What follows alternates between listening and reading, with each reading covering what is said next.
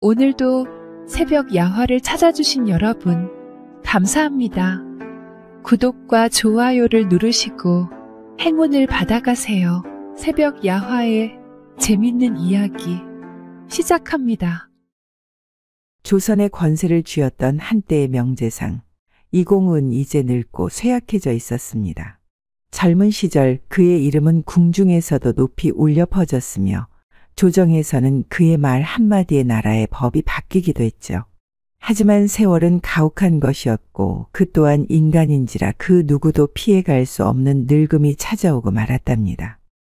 젊은 날 그는 밤을 낮삼아 정사를 논하였고 아래 것들은 그의 눈치를 보며 조심조심 걸음을 옮겼죠. 그러나 이제 그의 곁에는 그런 권세도 두려움도 사라졌습니다. 한때 충성스러웠던 벗들도 하나둘 세상을 등졌고 젊은 대신들은 그를 예우하며도 속으로는 이제 물러날 때가 되었다고 생각했겠죠.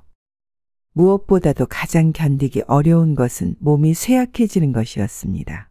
눈은 침침하고 귀는 멀어 말소리가 먼 곳에서 아득히 울리는 듯했고 손에 쥔 붓도 어느새 힘없이 떨렸습니다.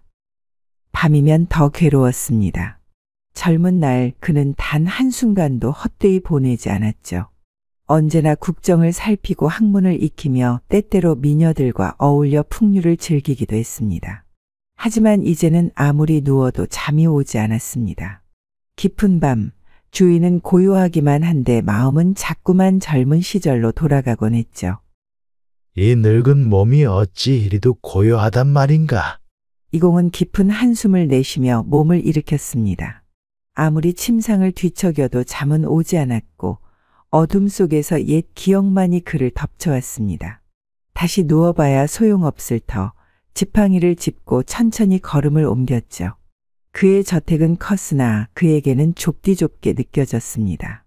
권세를 쥐던 시절에는 이 대청과 안채, 별당까지 온통 그의 것이었건만 이제 그는 그저 한 늙은이로서 이 집 구석에 자리한 그림자 같은 존재가 되고 말았죠.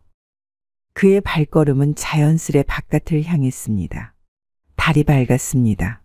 달빛에 비친 정원에 나무들이 희미한 그림자를 들이우고 있었고 바람이 살짝 불어오자 나뭇가지들이 흔들렸습니다.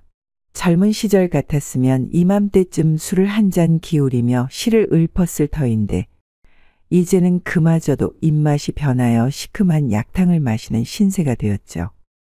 이공은 마당을 천천히 거닐며 자신의 삶을 되돌아보았습니다. 한때 수많은 여인을 거느렸고 연애를 여러 풍악을 즐겼으며 자신을 따르는 사람들에게 둘러싸여 권세를 누렸죠. 하지만 이제는 그 시절이 마치 남의 이야기처럼 느껴졌습니다. 아무리 기억을 붙들려 해도 마치 손가락 사이로 흘러내리는 모래처럼 아득하게만 느껴졌습니다. 나는 아직 살아있는데 어찌 이리도 허망한가. 그는 한숨을 쉬며 다시 지팡이를 짚었습니다. 잠이 오지 않는 밤 그는 자신의 존재가 점점 희미해지는 것만 같았습니다. 이대로 늙어가다 언젠가 조용히 사라질 터인데 그가 남긴 이름은 또 얼마나 오래 남을 것인지 아무도 모를 일이었죠. 그런 생각을 하니 더욱 잠이 멀어지는 듯 했습니다. 그렇게 그는 천천히 걸음을 옮겼습니다. 어디로 가는지도 모른 채 그저 달빛을 따라 나아갔습니다. 발걸음이 자연스레 향한 곳은 안채였습니다. 그때 멀리서 익숙한 목소리가 들려왔습니다. 대감께서는 요즘도 잠을 못 이루십니까? 이공은 걸음을 멈추고 고개를 돌렸습니다. 등 뒤에는 오랜 벗이자 점술에 능한 산에 장도령이 서 있었습니다. 젊은 시절부터 곁을 지키던 자였고 그가 예언하는 바는 종종 신기할 정도로 맞아떨어지곤 했죠. 이공은 나직이 한숨을 내쉬며 대답했습니다. 그렇다네. 밤이 깊어도 잠이 오지 않으니 나는 이미 반쯤 저승에 발을 들인 것이나 다름없다네. 장도령은 고개를 가만히 끄덕이며 낮은 목소리로 말했습니다. 대감께서는 아직 떠날 때가 아닙니다. 허나 세월이 흐를수록 더욱 간절해지는 것이 있지 않습니까? 다시금 뜨거운 기운이 몸을 감싸고 예전처럼 힘이 넘친다면 얼마나 좋겠습니까? 젊음을 찾는 길이 있다면 한 번쯤 그 기회를 잡아보시지 않겠습니까? 이공은 장도령의 말을 곱씹으며 생각에 잠겼습니다. 세월이 흐를수록 더욱 간절해지는 것이라면 그가 가장 원했던 것은 무엇이었을까? 권세도 부귀도 한때의 것이었지만 그 시절의 혈기와 용기는 사라질 수 없는 것이었죠. 허나 늙음이란 한번 들이닥치면 돌이킬 수 없는 것이 아닌가? 이공이 낮은 목소리로 물었습니다. 장도령은 의미심장한 미소를 지으며 천천히 고개를 저었습니다. 세월은 거스를 수 없으나 흐름을 늦출 수는 있습니다. 대감께서도 아시지 않습니까? 강한 물살도 바위에 부딪히면 속도를 줄이고 바람도 방향에 따라 부드러워지는 법이지요. 이공은 미간을 찌푸리며 장도령을 바라보았습니다. 그 말이 사실이라면 나는 무엇을 해야 하는가? 장도령은 조용히 이공의 눈을 바라보며 덧붙였습니다. 젊음을 되찾고 싶다면 잊고 있던 본능을 다시 깨우셔야 합니다. 그것이 무엇인지 대감께서는 이미 알고 계시지 않습니까? 지금 안채에 가시면 대감께서 오래전 잃어버린 것을 찾게 되실 겁니다. 세월이 빼앗아간 뜨거운 기운과 젊은 날의 감각이 다시금 깨어날 것이니 그 기회를 놓치지 마십시오. 그 말에 이공은 순간 멈칫합니다. 안채라면 여인들이 머무는 곳이 아니던가. 이미 몸도 마음도 늙어버린 자신에게 무슨 인연이 있으랴 싶었습니다. 그러나 장도령의 말은 늘 의미심장했죠. 머리로는 말도 안 된다고 생각하면서도 가슴 한구석에서는 알 수 없는 감정이 피어올랐습니다. 이공은 한동안 침묵합니다. 예전 같았으면 웃어넘겼을 말을 이제는 쉽게 넘길 수 없었죠. 장도령은 젊은 시절부터 수없이 많은 예언을 했고 그중 적중한 것이 한두 가지가 아니었답니다. 관직에서 물러날 시기를 조언했던 것도 전염병이 돌기 전에 대비하라 했던 것도 모두 장도령의 입을 통해 전해졌습니다.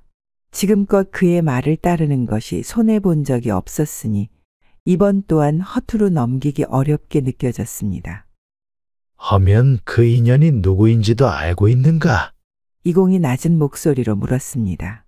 장도령은 조용히 미소 지으며 고개를 저었습니다. 그것은 대감께서 직접 찾으셔야 합니다.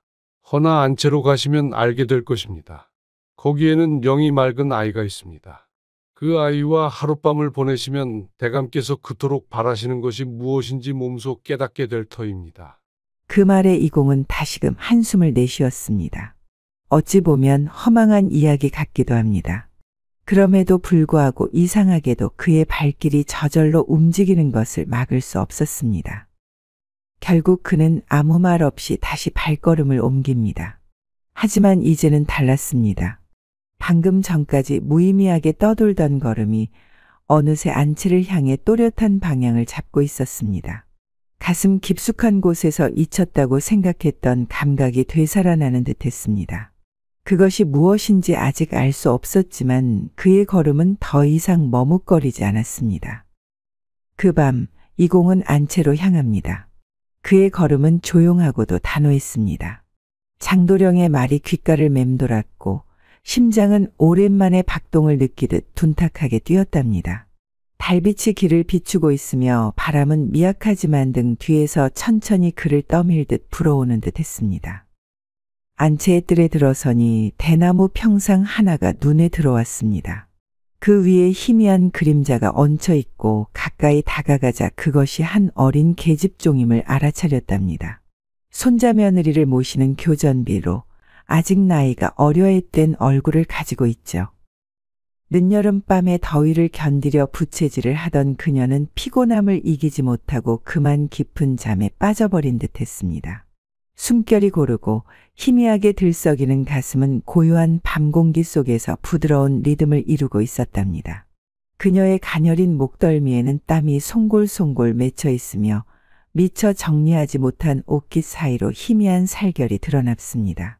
달빛이 스며든 그 피부는 매끄럽고 창백하여 마치 물 위에 떠있는 연꽃 같았죠. 그녀는 한 손을 옆으로 뻗은 채 잠들어 있고 다른 손은 품 안에 가만히 접혀 있었습니다. 옅은 옷자락이 살짝 들려 하얀 발목이 드러나며 부드러운 곡선을 그리며 흐트러진 머리칼은 검은 비단처럼 평상에 흩어져 있었답니다.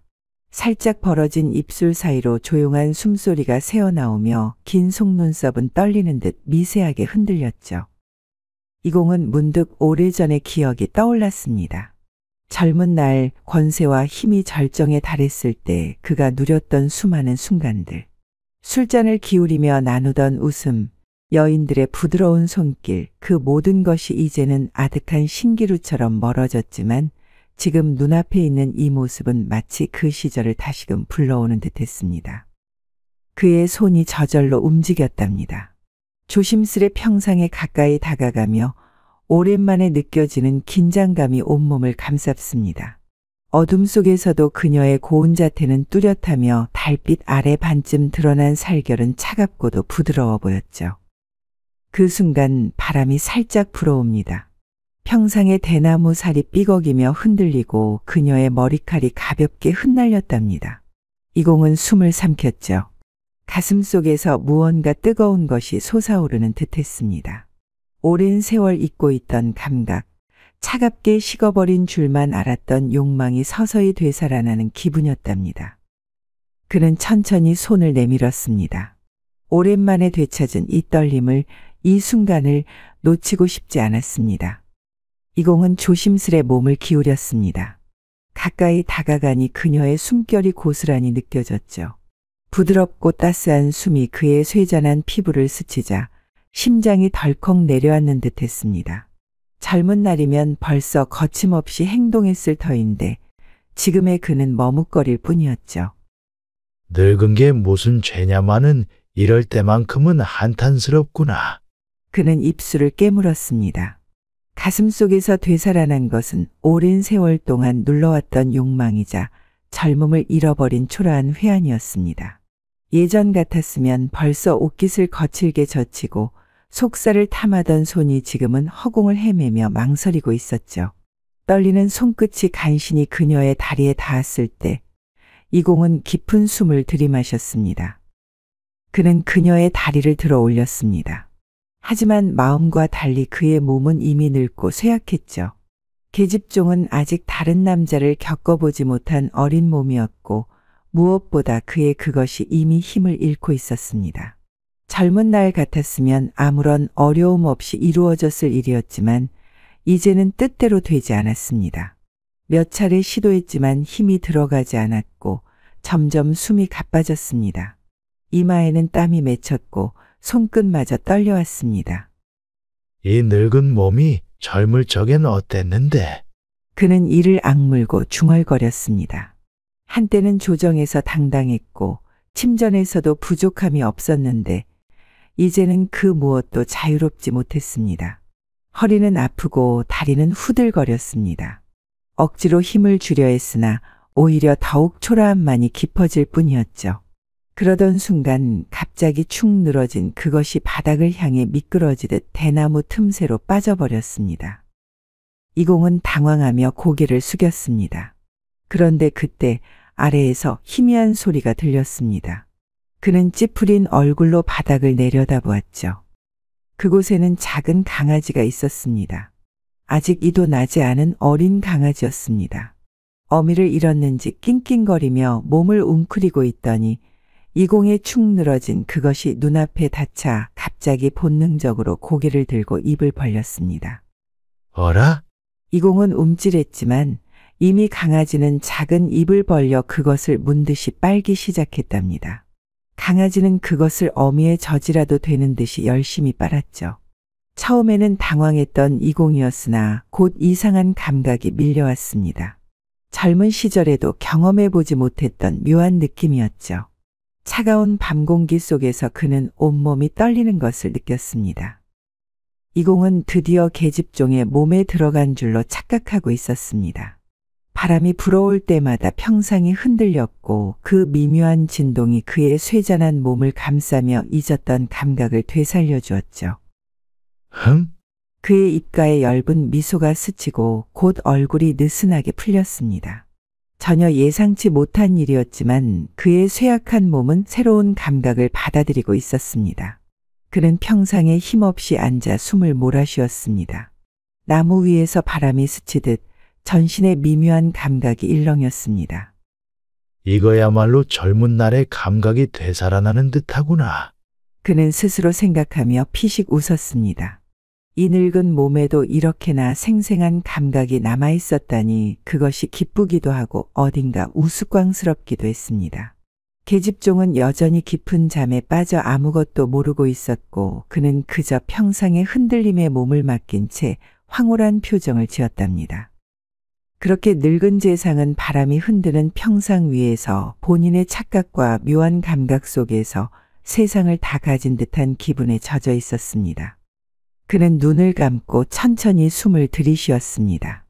머릿속엔 한때 자신이 누렸던 화려한 날들이 떠올랐고 그때의 혈기가 다시금 되살아나는 듯했죠. 달빛 아래 그의 입가에는 흐뭇한 미소가 번졌고 손끝은 떨리며 묘한 기운이 온몸을 감쌌습니다. 이 늙은 몸에도 아직 불씨가 남아 있었구나. 그는 스스로 되뇌며 감탄했습니다. 바람이 불어올 때마다 평상은 부드럽게 흔들렸고 그 진동이 마치 젊었던 시절의 뜨거운 순간을 재현하는 듯했습니다.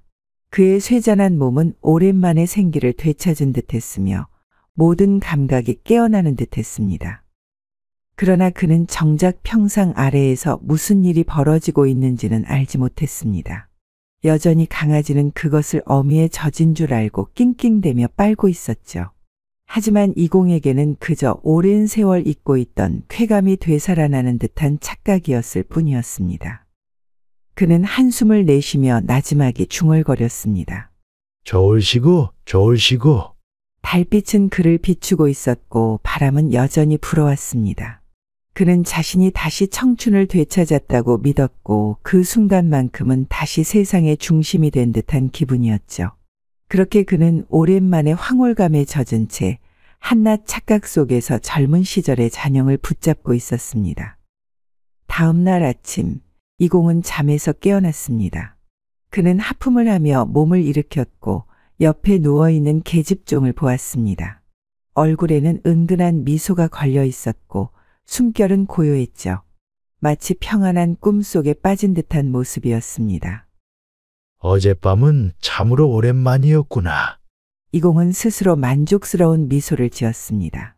젊었던 시절의 혈기가 되살아난 듯했고 그의 마음속에는 다시금 생동감이 피어나고 있었습니다. 그는 평상을 천천히 내려와 아직도 단잠에 빠져있는 계집종을 바라보았습니다. 고요한 숨결을 내쉬며 자고 있는 그녀를 보자 그 마음속에 애틋한 감정이 일렁였습니다. 이 아이가 나를 다시 살아나게 해주는 것이로구나. 그는 천천히 손을 뻗어보려 했으나 문득 발소리가 들려 황급히 자세를 고쳐 잡았습니다. 멀리서 마당을 가로질러 지나가는 하인들과 계집종들이 있었고 그들은 힐끔거리며 이공을 바라보는 듯했습니다. 이상하게도 그들의 얼굴에는 억누른 웃음기가 섞여 있었죠.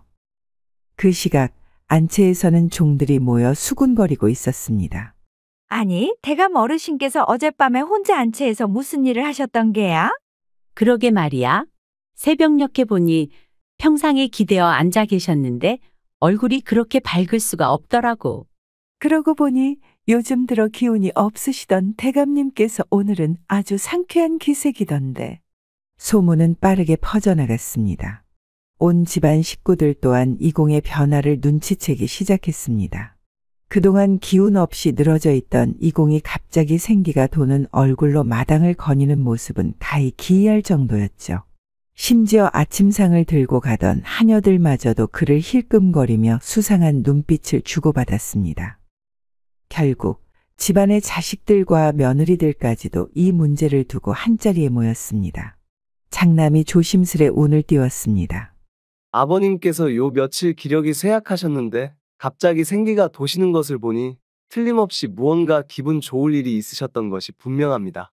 차남이 팔짱을 끼고 고개를 끄덕였습니다. 내가 보기에도 그렇소. 그런데 그 기분 좋은 일이 혹 저 계집종 때문이 아닌가 싶소만.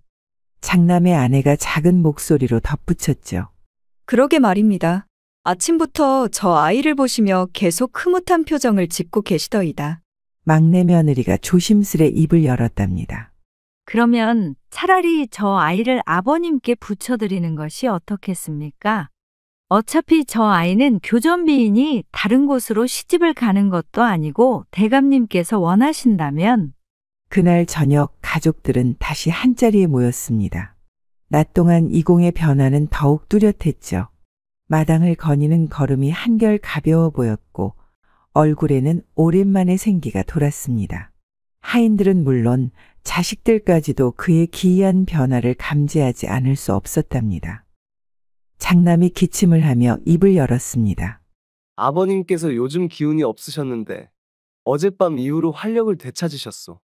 아무래도 좋은 일이 있으셨던 게 분명하오. 차남이 고개를 끄덕이며 말을 받았습니다. 그렇소. 예전에는 기운 없이 방에서만 지내시더니 오늘은 마당도 거니시고 심지어 식사도 평소보다 많이 드셨다고 하오. 이게 무슨 영문이겠소? 장남의 아내가 조심스럽게 말을 보탰습니다. 그것이 다들 알고 있지 않습니까? 아침부터 대감님께서 저 계집종을 바라보는 눈빛이 예사롭지 않더이다. 막내 며느리가 얼굴을 붉히며 수군댔습니다. 그렇다면 차라리 저 계집종을 아버님께 붙여드리는 것이 어떻겠습니까? 곧 돌아가실 터이니 마지막으로 즐거움을 드리는 것이 자식된 도리가 아니겠습니까? 이 말에 가족들은 한동안 침묵에 빠졌습니다. 조선의 가문에서 노부와 어린 계집종을 함께 두는 것은 남들 입에 오르내릴 일이었죠. 하지만 이공이 오랜만에 기력을 되찾았고 무엇보다 그가 살아있을 동안 편안함을 느끼게 해드리는 것이 중요하다는 생각이 가족들 사이에서 퍼져나갔습니다. 결국 장남이 결론을 내렸습니다. 그렇다면 계집종을 불러 대감님의 시중을 들도록 하라. 그리하여 하녀들이 계집종을 불렀습니다. 계집종은 식사 준비를 하다가 느닷없이 불려나와 식구들이 모여있는 방으로 들어갔습니다. 방 안의 분위기는 무겁고도 조용했습니다. 그녀는 본능적으로 자신에게 좋지 않은 일이 생겼음을 감지했죠. 장남이 입을 열었습니다. 오늘 밤 대감님의 시중을 들도록 하여라. 계집종은 순간 숨이 막히는 듯 했습니다. 그녀는 머리를 조아리며 떨리는 목소리로 물었습니다. 대감님, 저같이 미천한 몸이 어찌 감히. 차남이 단호하게 말했습니다. 대감님의 기력이 쇠하여 오랜만에 기운을 차리셨다. 우리가 원하는 것은 단 하나다. 대감님께서 편안하게 주무시고 마음이 흐뭇해지시는 것이다. 그것이 내가 할 수 있는 일이 아니겠느냐? 계집종은 얼굴이 새하얘졌습니다.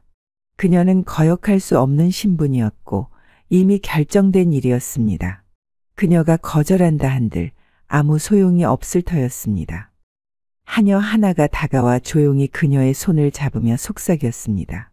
어차피 대감님은 연로하시니 별일 없을 것이야. 그냥 시중만 들면 될 거야. 그 말이 계집종의 귀에 맴돌았습니다. 그래, 별일 없겠지.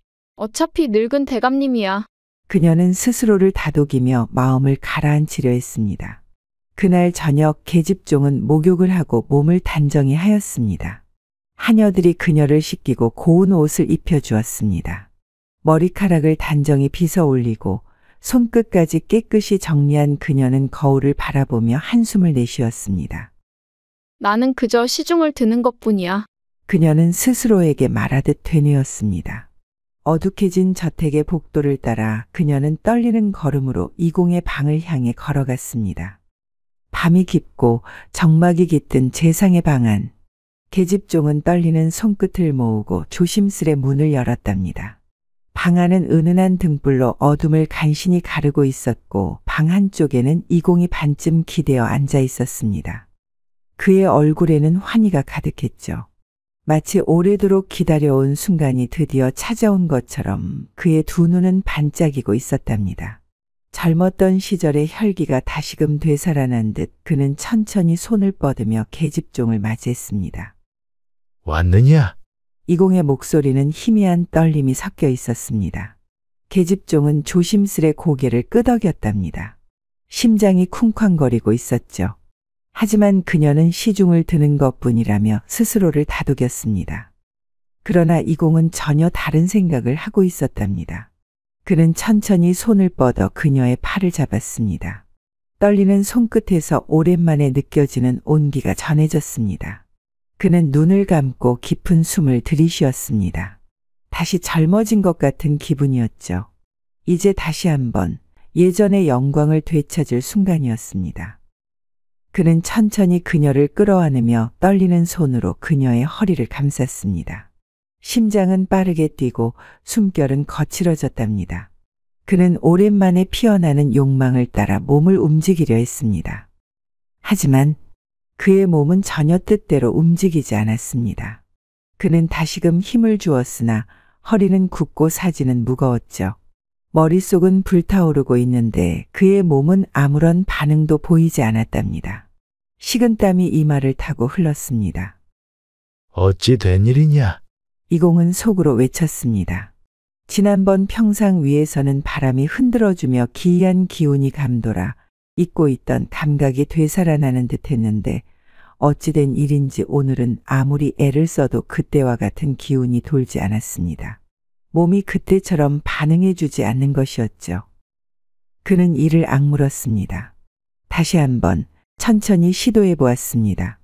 그러나 힘을 줄수록 더욱 힘이 빠져나가는 기분이었습니다. 마치 물 위에 떠 있는 나뭇잎처럼 힘없이 축 늘어져만 갔습니다. 몇 번을 시도했지만 결과는 같았습니다. 그의 몸은 이미 오래전 그 기능을 잃어버린 것이었죠. 그는 숨을 헐떡이며 기운 없이 속삭였습니다. 이 늙은 몸이 젊을 적엔 어땠는데? 그는 한숨을 내쉬었습니다. 몸은 말을 듣지 않았고 기대하던 순간은 허망하게 흩어지고 있었습니다. 그러나 포기할 수는 없었습니다. 젊은 시절의 마지막 불꽃이라도 붙잡고 싶었죠. 그는 다시금 몸을 일으키려 했습니다. 이공은 계집종에게 물었습니다. 혹시 들어갔느냐? 아니요. 다시 물었습니다. 들어갔느냐? 아니요. 이렇게 반복되는 동안 시간이 한참 흘렀습니다.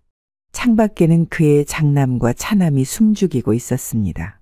방 안에서 벌어지는 상황을 엿보던 그들은 차마 더 지켜볼 수가 없었습니다. 어찌할 것인가? 장남이 조심스레 물었습니다. 차남이 곤란한 표정을 지었습니다. 저러다 실망하시면 몸져 놓으실 텐데. 그들은 잠시 눈을 마주쳤습니다. 그리고 동시에 같은 생각을 했죠. 어쩔 수 없지. 저 계집종에게 신호를 보내야겠소. 차남이 조심스레 창문을 두드렸습니다. 방 안에서 힘겹게 몸을 움직이던 이공이 멈칫했습니다. 계집종도 깜짝 놀라 창을 바라보았죠. 그리고 창밖에서 낮은 목소리가 들려왔습니다. 그냥 들어간 것처럼 말하거라.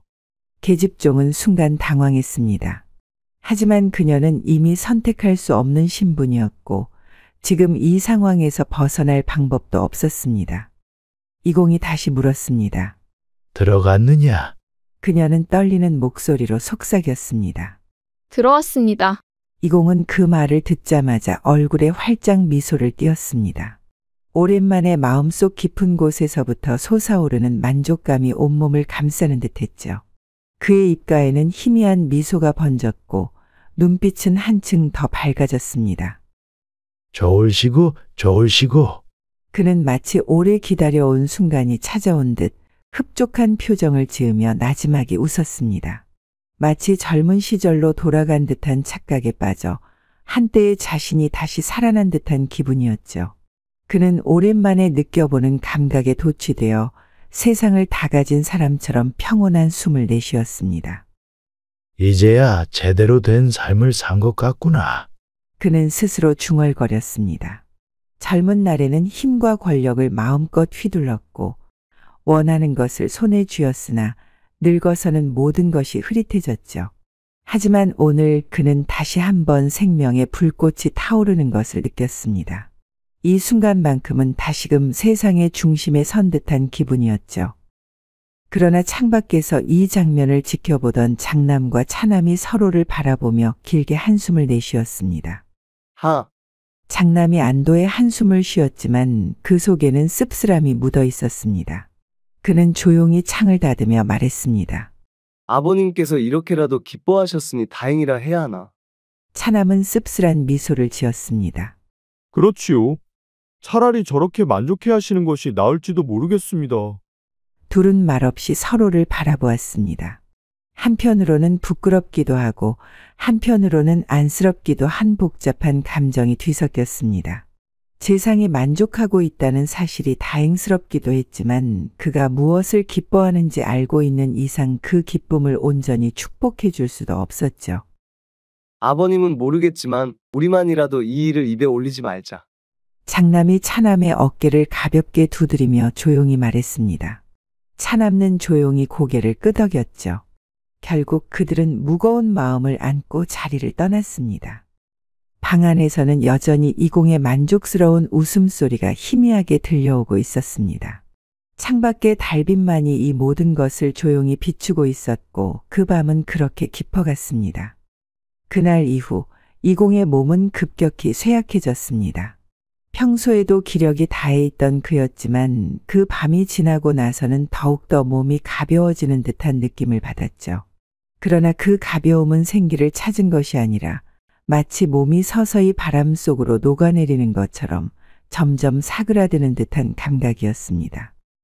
하인들은 재상이 밥을 제대로 먹지 않는 것을 걱정했습니다. 평소에도 식욕이 변변치 않았으나 이제는 젓가락을 드는 것조차 힘겨워 보였죠. 가족들은 그를 위해 보양식을 준비하고 약을 다려보냈지만 그는 손을 대지 않았습니다. 대감 어르신, 이것이라도 한 숟갈 드셔야 합니다.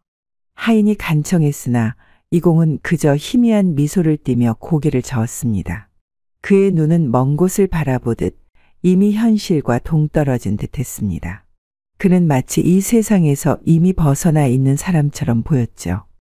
하지만 이상하게도 그는 고통스러워하지 않았습니다. 몸이 쇠약해지고 있는데도 그는 한 번도 신음을 내뱉지 않았습니다. 오히려 얼굴에는 은근한 만족감이 서려 있었고 어딘가 황홀해 보이기까지 했죠. 그는 종종 혼잣말을 했습니다. 그날 밤처럼. 그의 목소리는 희미했지만 방 안을 가득 채우기에 충분했습니다.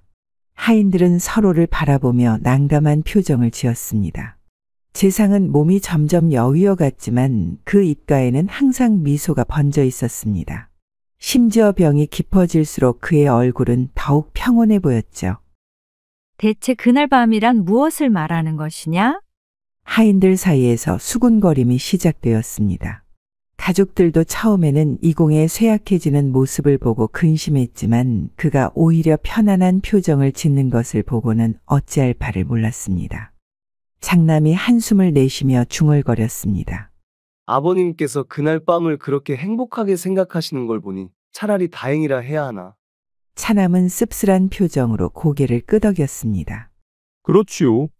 아무런 후회도 고통도 없이 저렇게 미소를 짓고 계시니 오히려 복된 일인지도 모르겠소. 그렇게 재상은 날이 갈수록 기운이 빠져갔지만 마지막 순간까지도 흐뭇한 미소를 잃지 않았습니다. 그리고 그의 방에서는 여전히 희미한 중얼거림이 들려오고 있었습니다. 그날 밤처럼 참 좋았지. 어느 날 밤, 이공은 깊은 잠에 빠졌다가 천천히 눈을 떴습니다. 창밖으로 보이는 하늘은 맑고도 고요했으며 달빛은 방 안을 은은하게 비추고 있었답니다. 그는 희미한 미소를 지으며 천천히 손을 허공으로 뻗었습니다. 마치 그날 밤 계집종이 있던 평상을 바라보듯이 그는 손끝을 떨며 허공을 움켜쥐려 했습니다. 그러나 손끝은 허망하게 허공을 스칠 뿐 그 무엇도 잡히지 않았죠. 그는 깊은 숨을 들이마시며 나지막이 중얼거렸습니다. 다시 한 번만, 다시 한 번만. 그의 목소리는 점점 희미해졌습니다. 그는 마치 마지막으로 무언가를 잡으려는 듯 힘겹게 손을 뻗다가 이내 힘없이 내려놓았답니다. 하지만 그의 얼굴에는 여전히 흐뭇한 미소가 걸려 있었습니다. 그렇게 이공은 조용히 잠들듯 눈을 감았습니다. 그 후 집안은 이상할 정도로 평온해졌습니다. 밤이 되어도 기이한 소문은 들리지 않았고 방 안에서도 어떤 소리도 나지 않았습니다. 가족들은 오랜만에 조용한 밤을 맞이하며 안도의 한숨을 내쉬었죠. 아버님께서 좋은 꿈을 꾸신 게 분명합니다. 장남은 창문을 열어 밤하늘을 바라보며 나지막이 말했습니다. 하인들도 서로를 바라보며 조심스레 웃음을 지었습니다. 그러던 어느 날 차남이 문득 조용한 방 안에서 익숙한 목소리를 들었습니다. 들어갔느냐? 순간 그는 놀라 몸을 움츠렸지만 이내 방 안을 살폈습니다. 그러나 이상하게도 무섭거나 섬뜩한 기운은 느껴지지 않았죠. 오히려 어딘가 따뜻하고 포근한 느낌마저 들었습니다. 차남은 조용히 속삭였습니다. 들어왔습니다. 그러자 어디선가 아주 희미하게 들려오는 듯한 목소리가 있었습니다. 좋으시고 좋으시고. 그 목소리는 마치 먼 곳에서 들려오는 듯했고 달빛 아래 조용히 사라졌습니다. 차남은 피식 웃으며 방을 나섰습니다. 마치 아버지가 여전히 가족들을 지켜보고 있는 것만 같았죠. 이후로도 가끔 밤이 되면 집안 어디선가 익숙한 속삭임이 들려왔다고 합니다. 하지만 그것은 두려움의 소리가 아니라 어딘가 익살스럽고 따뜻한 기운을 품은 소리였답니다. 가족들은 그 음성이 들릴 때마다 은근한 미소를 짓곤 했습니다. 그렇게 이공의 이야기는 집안 사람들에게 해악과 웃음이 섞인 전설로 남아 오랫동안 전해졌습니다. 세월이 흘러도 그가 남긴 익살스러운 속삭임은 후손들의 가슴 속에서 잊히지 않았답니다.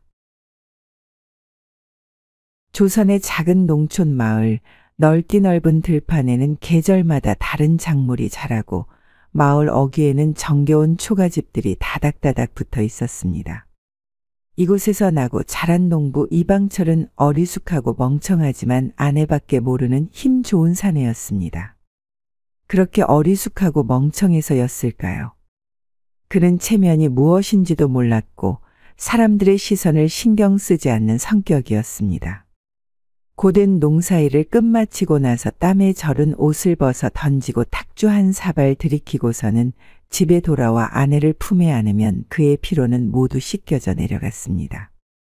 다만 그는 항상 밖에 나갔다가 돌아오면 사람이 있든 없든 아내를 이끌고 방으로 들어가 그 짓을 한판 벌였기에 아내는 항상 황급히 동네 안악들을 집에 보내고는 민망해하였습니다.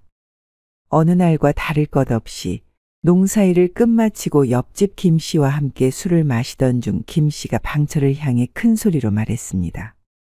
아이고 방철아, 제발 좀 그만해라 이놈아.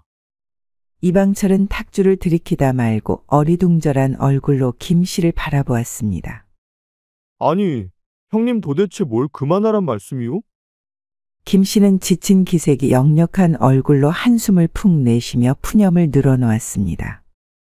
어제도 하루 종일 밭일하느라 힘이 빠져 죽겠는데 집에 들어가니 우리 마누라가 말이야.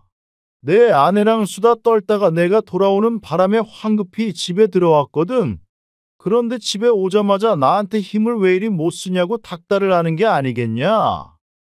이방철은 여전히 무슨 말인지 모른다는 얼굴로 김씨를 바라보았습니다.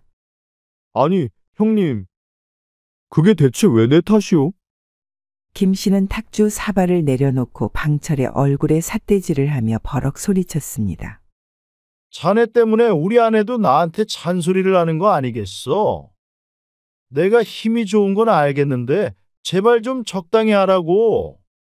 나도 이제 뼈가 다 삭을 지경이라니까. 옆에서 듣고 있던 농부 최 씨도 맞장구 쳤습니다. 그러게 말이오.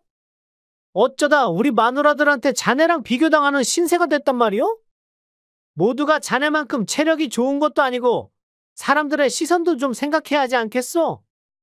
그러나 이방철은 여전히 태연한 얼굴로 술 한 모금을 들이키더니 시원하게 웃으며 말했습니다. 집안에 사람이 있건 없건 마누라만 있으면 되는 것 아니겠소? 그 말에 김씨와 최서방은 막걸리를 뿜을 뻔하며 서로를 바라보다가 동시에 고개를 내저으며 탄식했습니다. 에휴, 이놈은 정말 답이 없구먼. 정말 순진하다 못해 멍청하기가?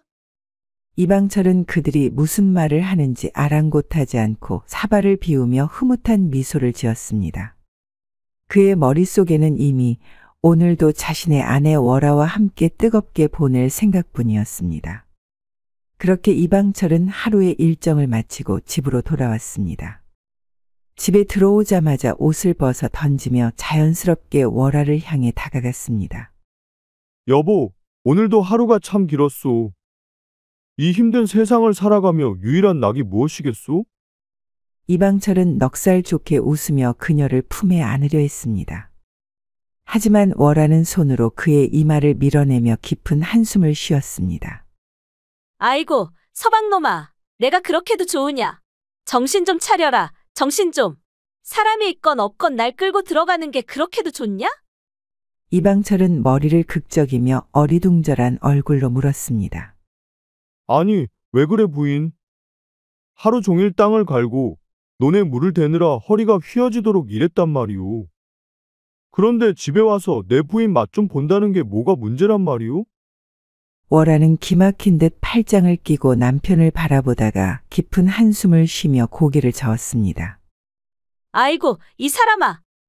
나도 내 마누란데 내 체면도 좀 생각해 주셔야 하지 않겠어? 동네 안악들이 우리 집에 놀러 왔다가도 내가 느닷없이 나를 끌고 들어가 버리니 사람들이 다 이상하게 본단 말이야. 이방철은 여전히 이해가 가지 않는다는 얼굴로 고개를 갸웃했습니다. 아니, 남들이 뭐라 하든 그게 무슨 상관이오? 우리 서로 좋으면 되는 것 아니겠소? 월하는 서방놈의 말이 맞긴 하지만 이대로 두면 안 될 것 같아 손가락을 이방철의 이마에 찌르며 말했습니다. 이러니 맨날 동네에서 멍청하다는 소리를 듣고 무시를 당하지. 제발 좀 눈치 좀 보고 적어도 사람들 앞에서는 날 끌고 들어가는 것 좀 그만하라고. 이방철은 마지못해 고개를 끄덕이며 투덜거렸습니다. 아이고, 그러면 내가 어떻게 해야 한다는 것이오? 월하는 그제야 입꼬리를 올리며 빙긋 웃었습니다. 좋아, 서방. 그러면 앞으로 사람이 있을 때는 술 한잔 하겠소? 라고 말해. 그럼 내가 작은 방으로 먼저 들어가 있을 테니 당신은 조금 뒤에 조용히 따라 들어오라고. 이방철은 눈을 반짝이며 감탄했습니다. 아니, 우리 마누라가 이런 묘수를 내놓을 줄이야. 아주 좋은 생각이오. 월하는 속으로 피식 웃었습니다.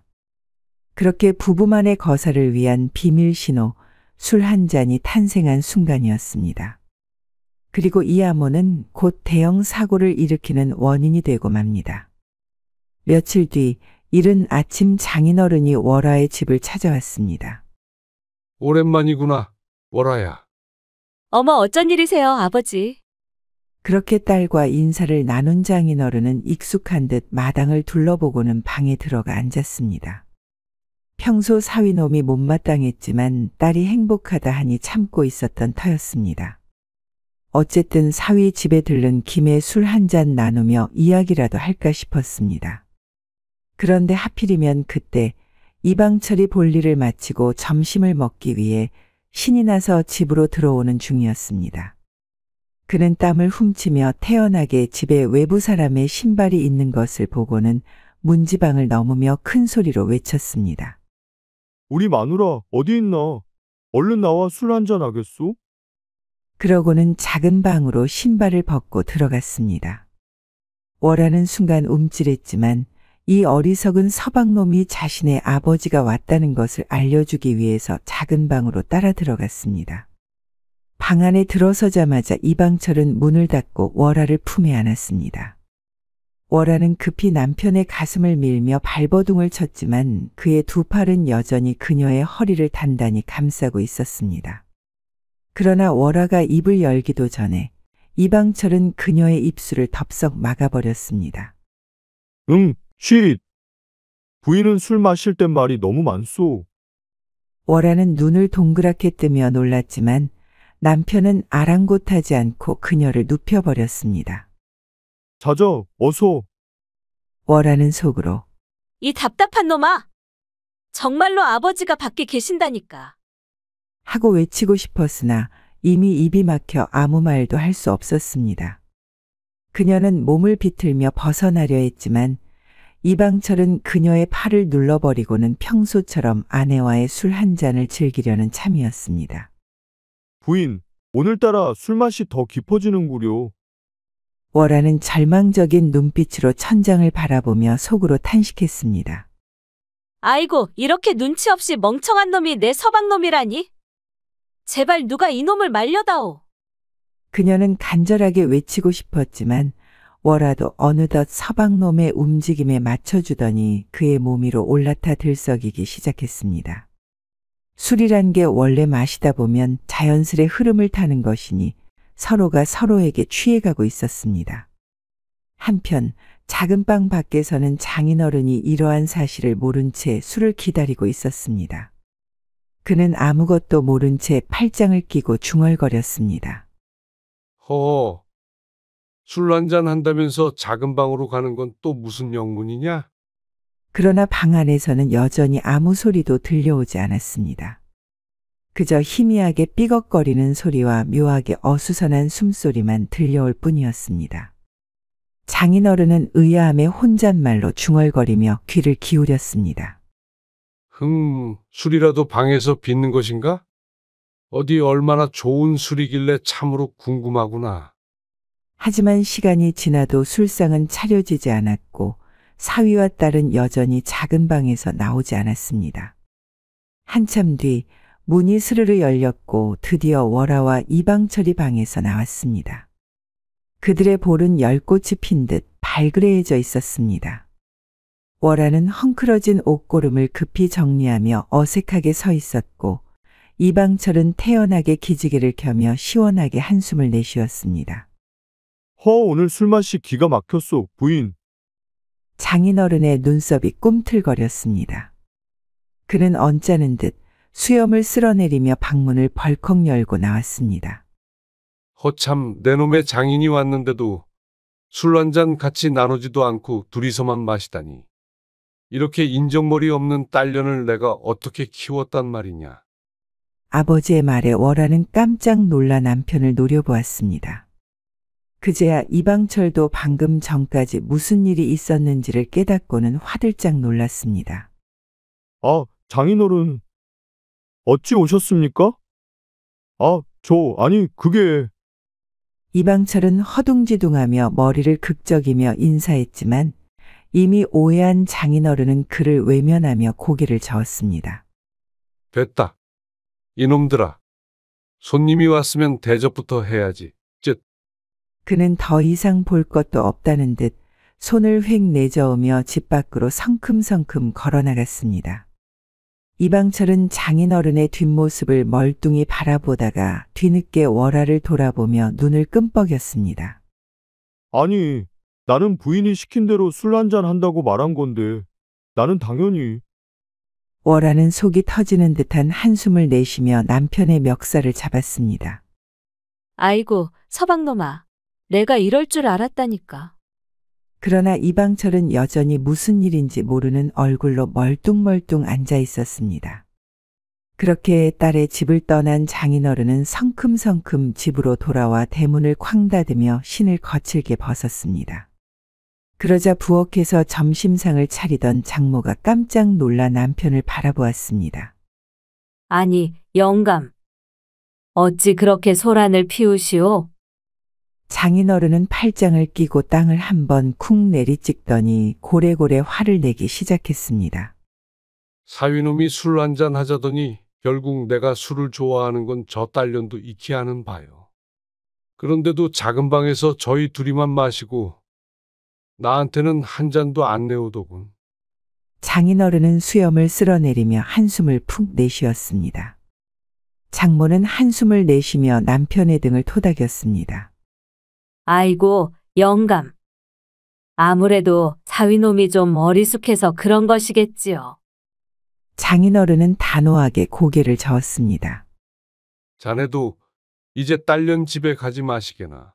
은혜도 모르는 놈들 같으니라고. 내가 다시는 저 집에 발을 들여놓나 봐라. 장인은 아직도 불같이 화가 난 얼굴로 팔짱을 낀 채 혼잣말을 중얼거렸습니다. 장모는 그를 조용히 타이르며 술상을 차려주었습니다. 아이고, 밥이나 먹고 화를 내시오. 어디 가겠다고 하더니 딸 걱정하느라 그곳에 다녀오셨소? 어떻게 배는 고프지 않소? 장인어른은 잔뜩 토라진 얼굴로 술을 한 모금 들이켰습니다. 장모는 그 모습을 가만히 지켜보더니 남편이 술에 취해 기분이 조금 풀린 틈을 타 슬며시 자리에서 일어났습니다. 이 영감탱이도 참 술 한 잔 못 얻어 마셨다고 이렇게까지 화를 내다니. 그렇게 장모는 남편이 술에 취해 낮잠을 자는 틈을 타 딸의 집으로 발걸음을 옮겼습니다. 장모는 조용히 딸의 집으로 들어섰습니다. 마침 월화가 마당에서 콩을 고르고 있다가 어머니를 보고 반갑게 맞이했습니다. 어머니, 웬일이세요?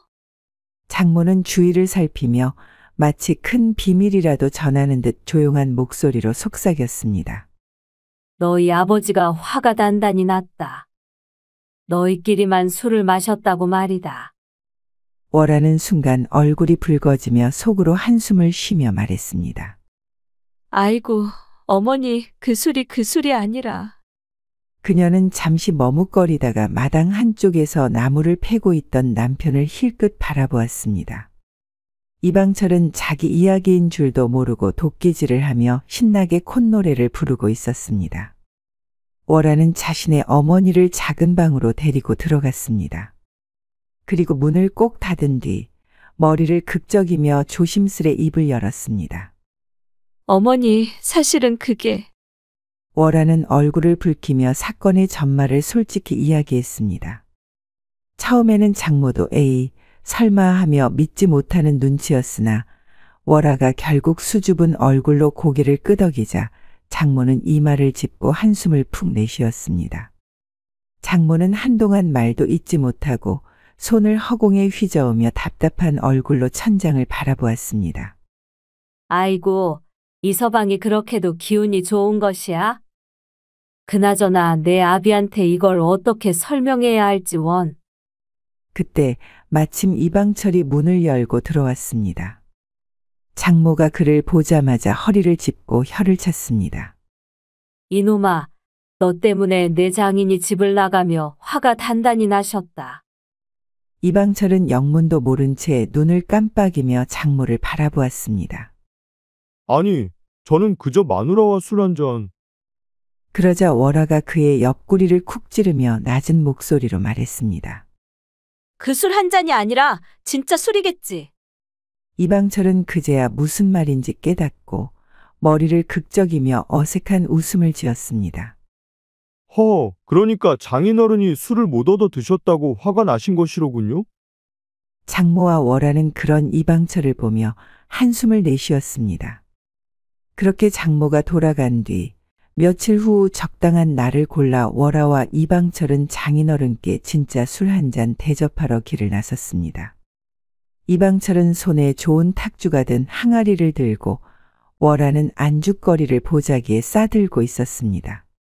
부인, 내 오늘은 정말로 술 한 잔만 먹고 다른 술은 먹지 않겠소. 괜히 또 장인어른 앞에서 이상한 말 했다가 이번엔 내 다리가 부러질지도 모르니까 말이오. 월화는 그의 팔을 툭 치며 피식 웃었습니다. 아이고 퍽이나. 그리고 그런 말을 할 줄 알면 처음부터 조심 좀 하지 그랬어. 이방철은 헛기침을 하며 고개를 돌렸습니다. 사람이 실수할 수도 있는 거 아니겠소? 그렇게 두 사람은 장인어른의 집으로 향하던 중 길가에서 이상한 광경을 목격했습니다. 한떠돌이 사내가 길 한편에서 말에 의모의 약초를 바르고 있었습니다. 그는 사내의 행동이 궁금한 탓에 걸음을 멈추고 사내의 행동을 유심히 바라보았습니다. 부인, 저기 저 사내 도대체 뭘 하고 있는 것이오? 월화는 그를 한심하다는 듯 쳐다보며 투덜거렸습니다. 서방, 남의 일에 신경 끄자. 우리는 얼른 아버지 노여움을 풀러 가야 한다고. 그러나 방철은 한층 더 궁금해졌습니다. 아니, 그래도 태어나서 저런 것은 처음 보지 않소? 네, 너무 궁금하니 한 번만 물어보고 오겠소. 월화는 한숨을 내쉬며 배를 부여잡았습니다. 아이고, 서방, 나도 아까부터 배가 좀 아픈데. 제발 좀 그냥 가면 안 될까? 방철은 월화의 말을 흘려듣고는 이미 사내에게 다가가고 있었습니다. 월화는 못 말린다는 듯이 아픈 배를 잡으며 중얼거렸습니다. 참, 별게 다 궁금하다니까. 방철은 사내에게 다가가 조심스레 말을 걸었습니다. 저기, 나리, 지금 말에게 무엇을 하고 계시는 것이오? 사내는 태어난 얼굴로 말을 어루만지며 대답했습니다. 이 말이 배가 아픈 까닭에 약초를 구해 의모에다가 집어넣고 있어. 나리, 그런데 그 약초를 저리 넣는다고 정말 말이 괜찮아지는 것이오? 그렇고 말고요. 시간이 조금 더 지나면 금세 말짱해지는 치료법이요. 이는 100년 전부터 전해 내려오는 치료법이니 궁금하시면 조금 더 기다려보시오. 아이고, 내가 시간이 없어서 알려주어서 고맙소. 그렇게 이방철은 고개를 끄덕이며 다시 월화에게 다가가 설명했습니다. 배탈이 나서 약초를 넣어 치료하는 중이라 하는군. 그리하면 아팠던 것이 씻은 듯 나아진다 하오. 월화는 여전히 피곤한 기색으로 한숨을 내쉬며 방철을 노려보았습니다. 서방, 그러니까 그게 우리랑 무슨 상관이야? 남의 일에 왜 그리 관심이 많아? 그냥 가자니깐. 그러나 그 순간 월화의 배에서 다시금 묘한 소리가 났습니다.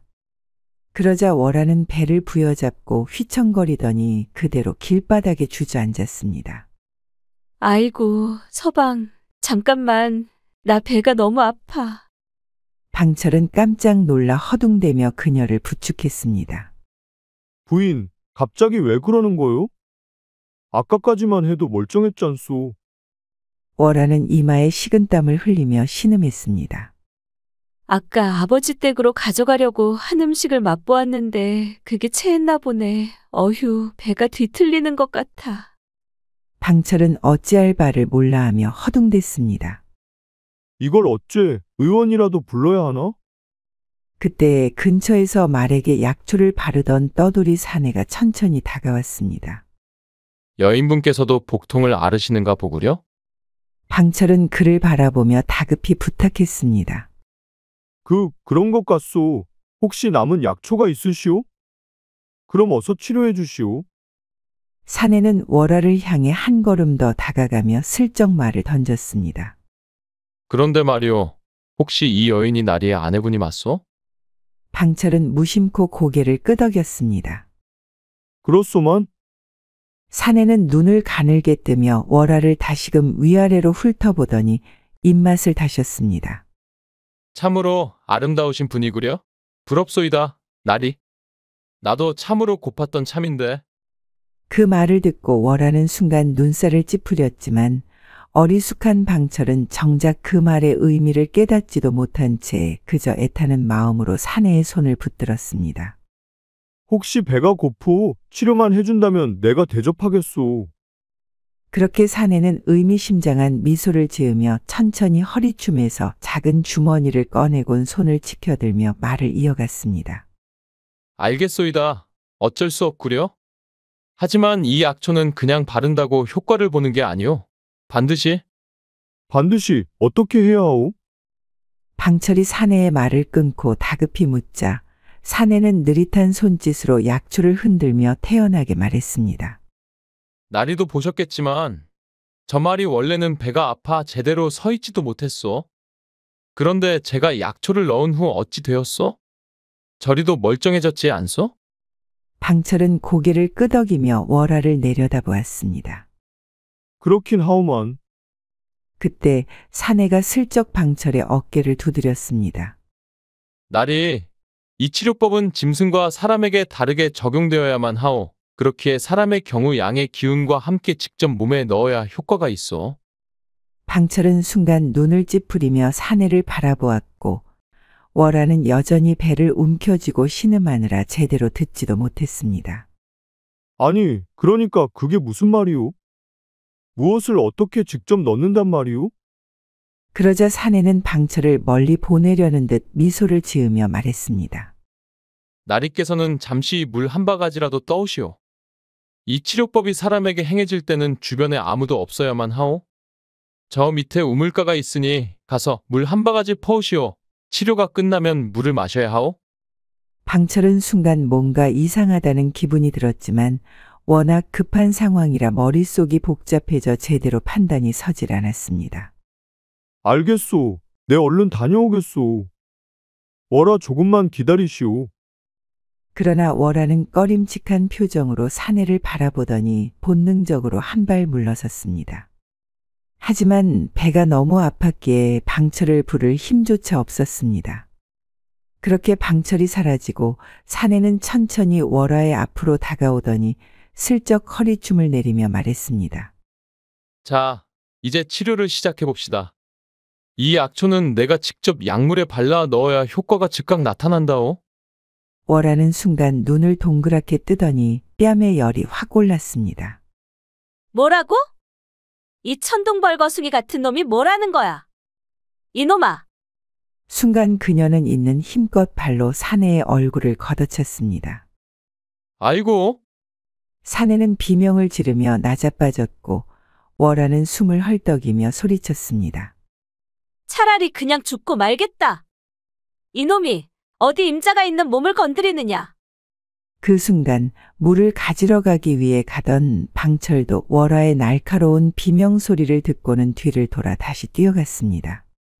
월화가 있는 곳에 도착하니 사내놈의 바지가 내려가 있고 얼굴을 잡고는 대굴대굴 구르고 있었습니다. 이놈 자식이.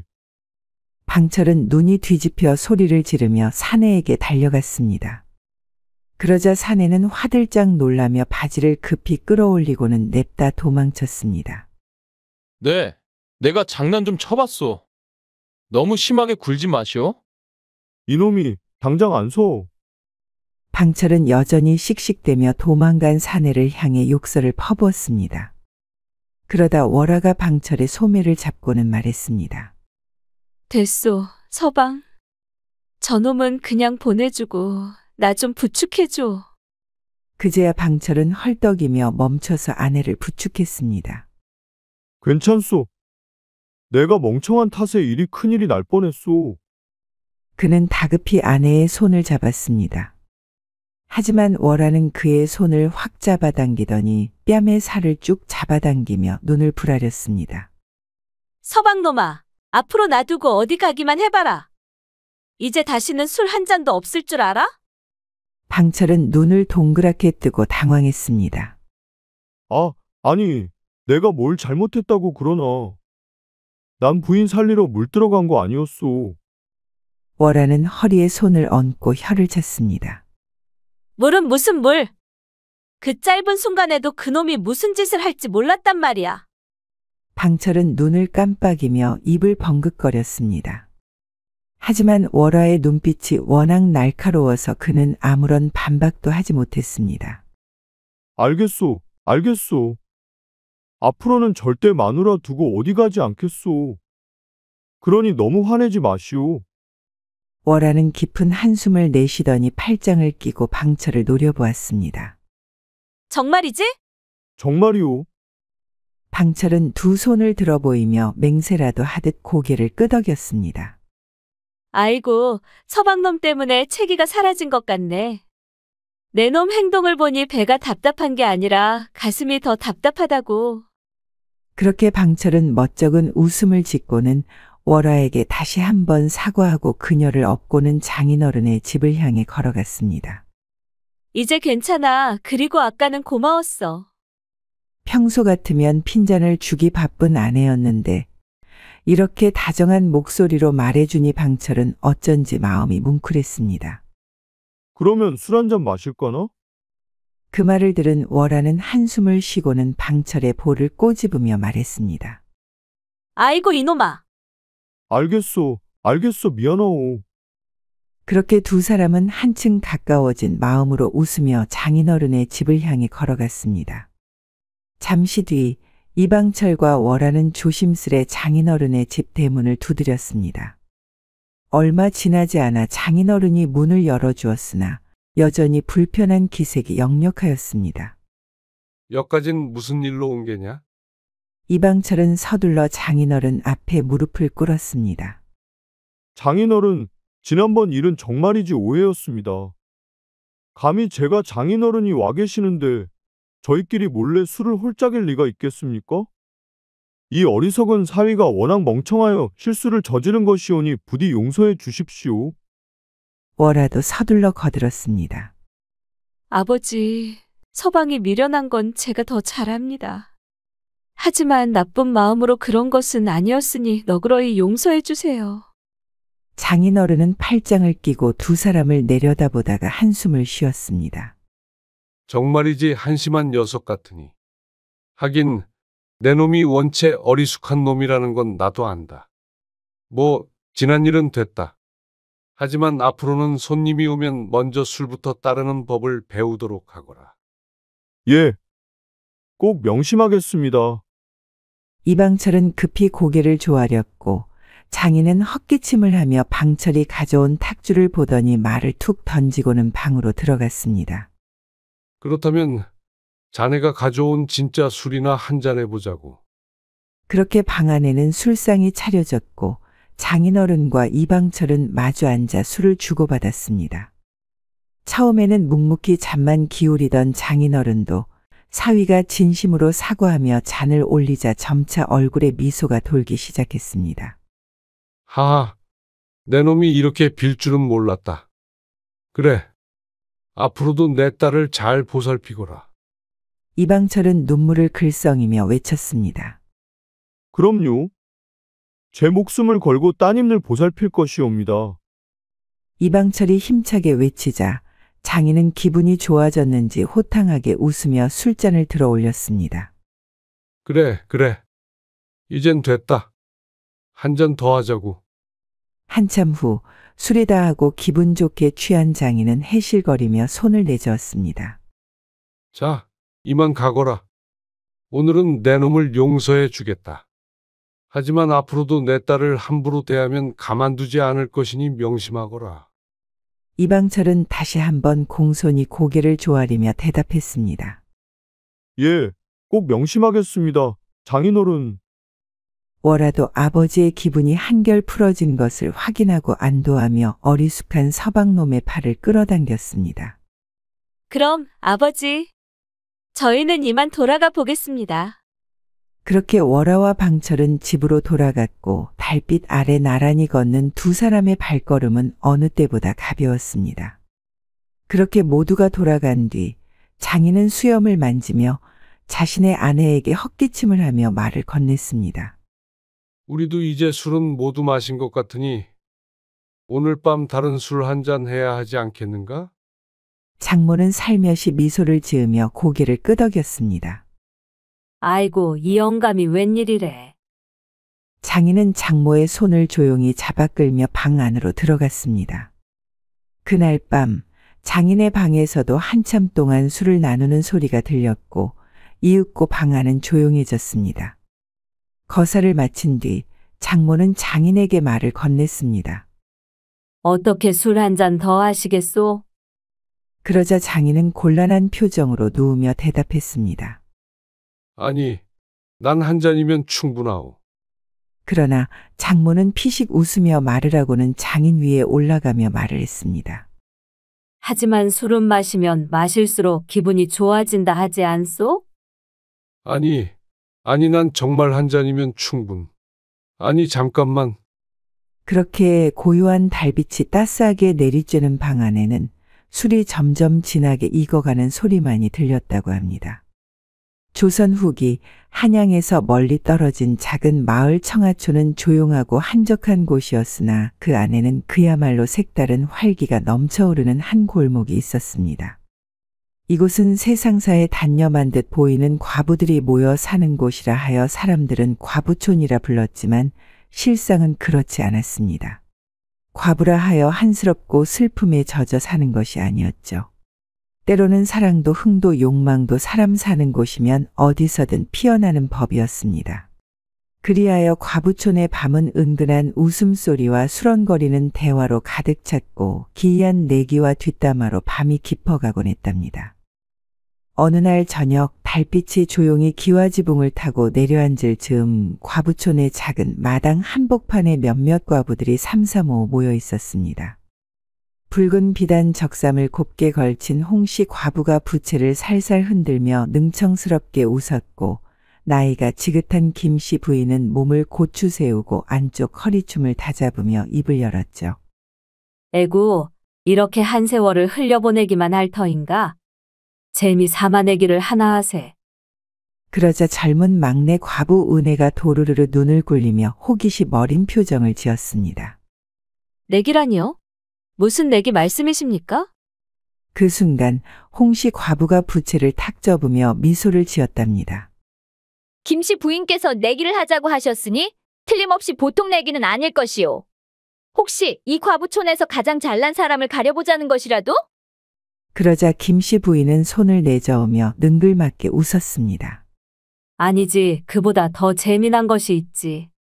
그리하여 김씨 부인은 과부들 사이를 한번 둘러보며 말했습니다. 장날마다 장터에 나오는 젊은 훈장이 있지 않소?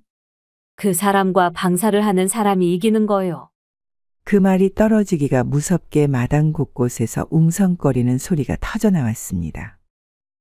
젊은 훈장 이도령이라면 이미 청하촌에서는 모르는 사람이 없을 정도로 유명한 인물이었습니다. 서슬퍼런 선비 정신을 지녔으며 외모 또한 준수하기 그지없었죠. 그는 마을 안악들의 눈길을 한 몸에 받는 사람이었으나 정작 누구에게도 특별한 관심을 보이지 않는 이였습니다. 대체 그가 원하는 여인은 누구인지, 어떤 여인을 마음에 품고 있는지 아무도 알지 못했습니다. 과부들은 서로 눈짓을 주고받으며 호기심과 승부욕으로 눈빛이 반짝였답니다. 그 사람이 과부들을 쳐다보겠소? 사내놈들은 죄다 젊은 안악들만 좋아하지 않소? 홍씨 과부가 코웃음을 쳤습니다. 하지만 그 눈빛은 이미 도전의식을 불태우고 있었죠. 김씨 부인은 빙그레 웃으며 손을 들어 올렸습니다. 그야 모르지. 남자란 것이 어떤 구석에서 마음이 흔들릴지 아무도 알 수 없는 법. 이 나이에 새롭게 뼈대 있는 양반을 얻을 수 있다면 내 여생이 더욱 빛나지 않겠소? 그럼 김씨 부인은 어찌하시렵니까? 은혜가 조심스레 물었습니다. 김씨 부인은 깊은 숨을 내쉬며 단아한 미소를 지어 보였답니다. 남자들이 어디 나의 가슴을 보고 아니 흔들릴 수 있겠소. 난 은근슬쩍 비단옷을 선물하면서 가슴을 보여줄 참이요. 홍씨 과부는 그 말을 듣고는 눈을 가늘게 뜨더니 코끝을 찡긋하며 웃었습니다. 나는 고운 글씨로 연서를 써서 건네겠소. 사내들이란 귀보다 눈으로 사랑하는 것이니 좋은 글씨를 보면 마음이 움직이겠지. 연서에 제 향기가 남을 수 있도록 입술 자국을 남겨놓겠소. 막내 과부 은혜는 입술을 살짝 깨물며 고개를 갸웃했습니다. 그럼 저는 장터에서 우연한 만남을 가장해서 그의 관심을 끌어보겠습니다. 그 말에 과부들이 폭소를 터뜨렸습니다. 우연한 만남이 아니라 작정한 만남이겠지? 어허, 이 막내가 이렇게 대담했소? 그러나 이 내기는 이미 시작된 것이나 마찬가지였습니다. 과부촌의 밤하늘은 여전히 고요했으나 과부들의 가슴은 은근한 흥분과 기대감으로 타오르기 시작했답니다. 이렇게 하여 청하촌의 조용한 마을에 또 한 번 재미난 풍파가 일어나게 되었습니다. 장터 한쪽 비단 행상이 놓인 곳에서 김씨 부인이 손끝으로 고운 비단을 살며시 쓸었습니다.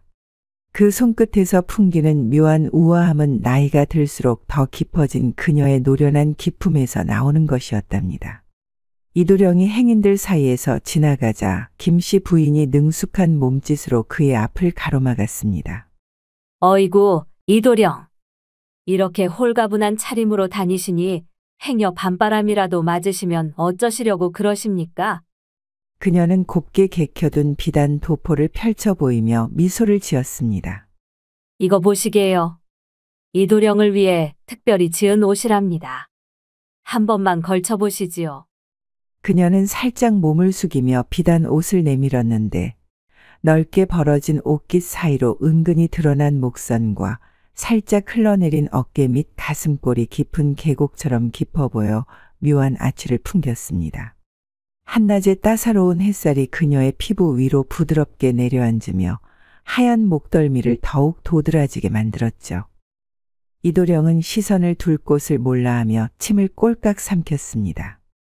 손을 뻗어 옷을 받을 수도 그렇다고 외면할 수도 없는 난처한 순간이었죠. 이 몸이야 평생 백의종군할 몸이니 이처럼 귀한 옷을 입을 처지가 못 됩니다. 그러나 김씨 부인은 쉽게 물러설 여인이 아니었답니다. 그녀는 한 걸음 더 다가서며 살짝 속삭이듯 말했습니다. 남자란 것이 좋은 옷 한 벌만 걸쳐도 기세가 달라지는 법이지요. 비단의 감촉이 얼마나 부드러운지 직접 느껴보시지 않겠어요? 그러면서 그녀는 슬며시 손끝으로 비단을 쓸며 은근히 이도령의 손등을 스치는 듯한 동작을 보였습니다. 이도령은 슬쩍 몸을 뺐지만 순간 그녀가 코끝에 살짝 번진 고운 연지 향기에 당황한 기색을 보였죠. 김씨 부인은 그런 그의 반응이 재미있다는 듯 능청스럽게 웃으며 말을 이었습니다. 사내가 이렇게 순진해서야 원. 혹시 여인의 손길이 부담스러우신 것입니까? 아니면 내 손길이 너무 좋았던 것인가요? 그녀는 부드럽게 한숨을 쉬며 천천히 부채를 펼쳐 들었습니다. 이도령의 귓가에 살짝 바람을 보내듯 흔들며 속삭이듯 말했습니다. 내 젊은 시절 사내들이 이 손길 한번 받아보려고 줄을 섰었지요.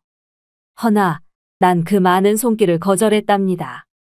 그런데 오늘 이렇게 내 손길을 거절당할 줄이야.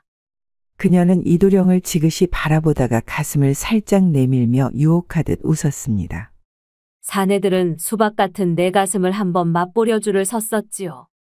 혹시 이도령도 궁금하신 것은 아닙니까? 이도령은 더욱 얼굴이 붉어졌습니다. 하지만 결연한 태도로 다시 한번 거절의 뜻을 밝혔습니다. 김씨 부인의 정성은 감사하나 차라리 그 옷을 좋은 인연을 찾는 데 쓰시지요. 저는 마음만 받겠습니다. 그러자 김씨 부인은 한숨을 쉬며 살짝 입술을 핥았습니다.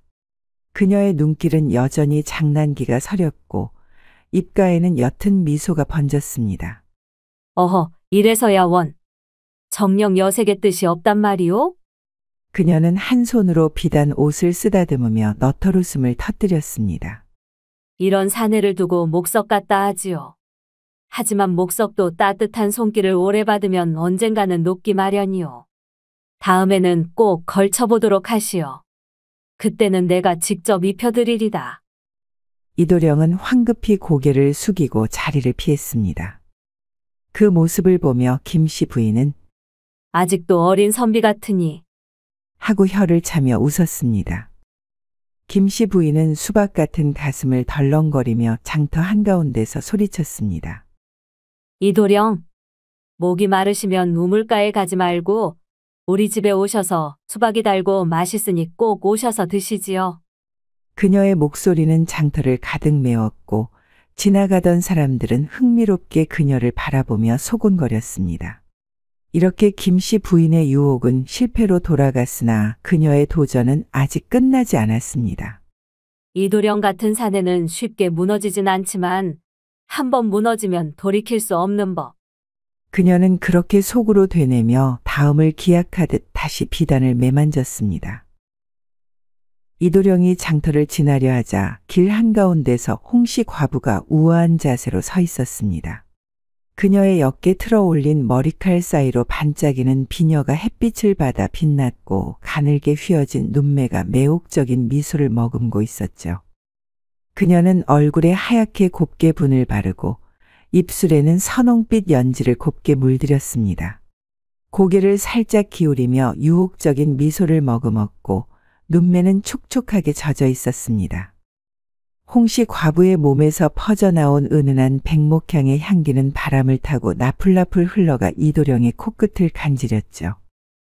이도령도 남자인지라 홍씨 과부의 은근한 향기와 매혹적인 손길에 순간적으로 가슴이 뛰고 아랫도리가 뜨거워졌습니다.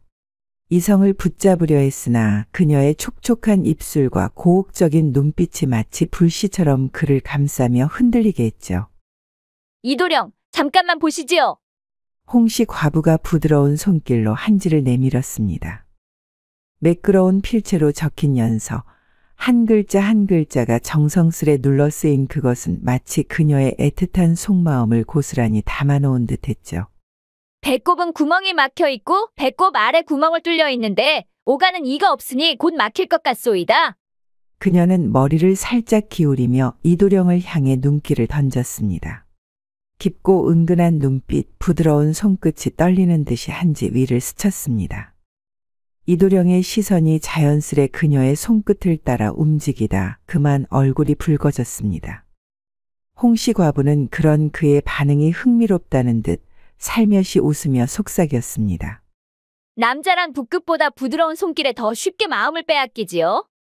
연서가 탐탁지 않다면 그녀는 손끝으로 이도령의 허벅지를 살짝 스쳤습니다.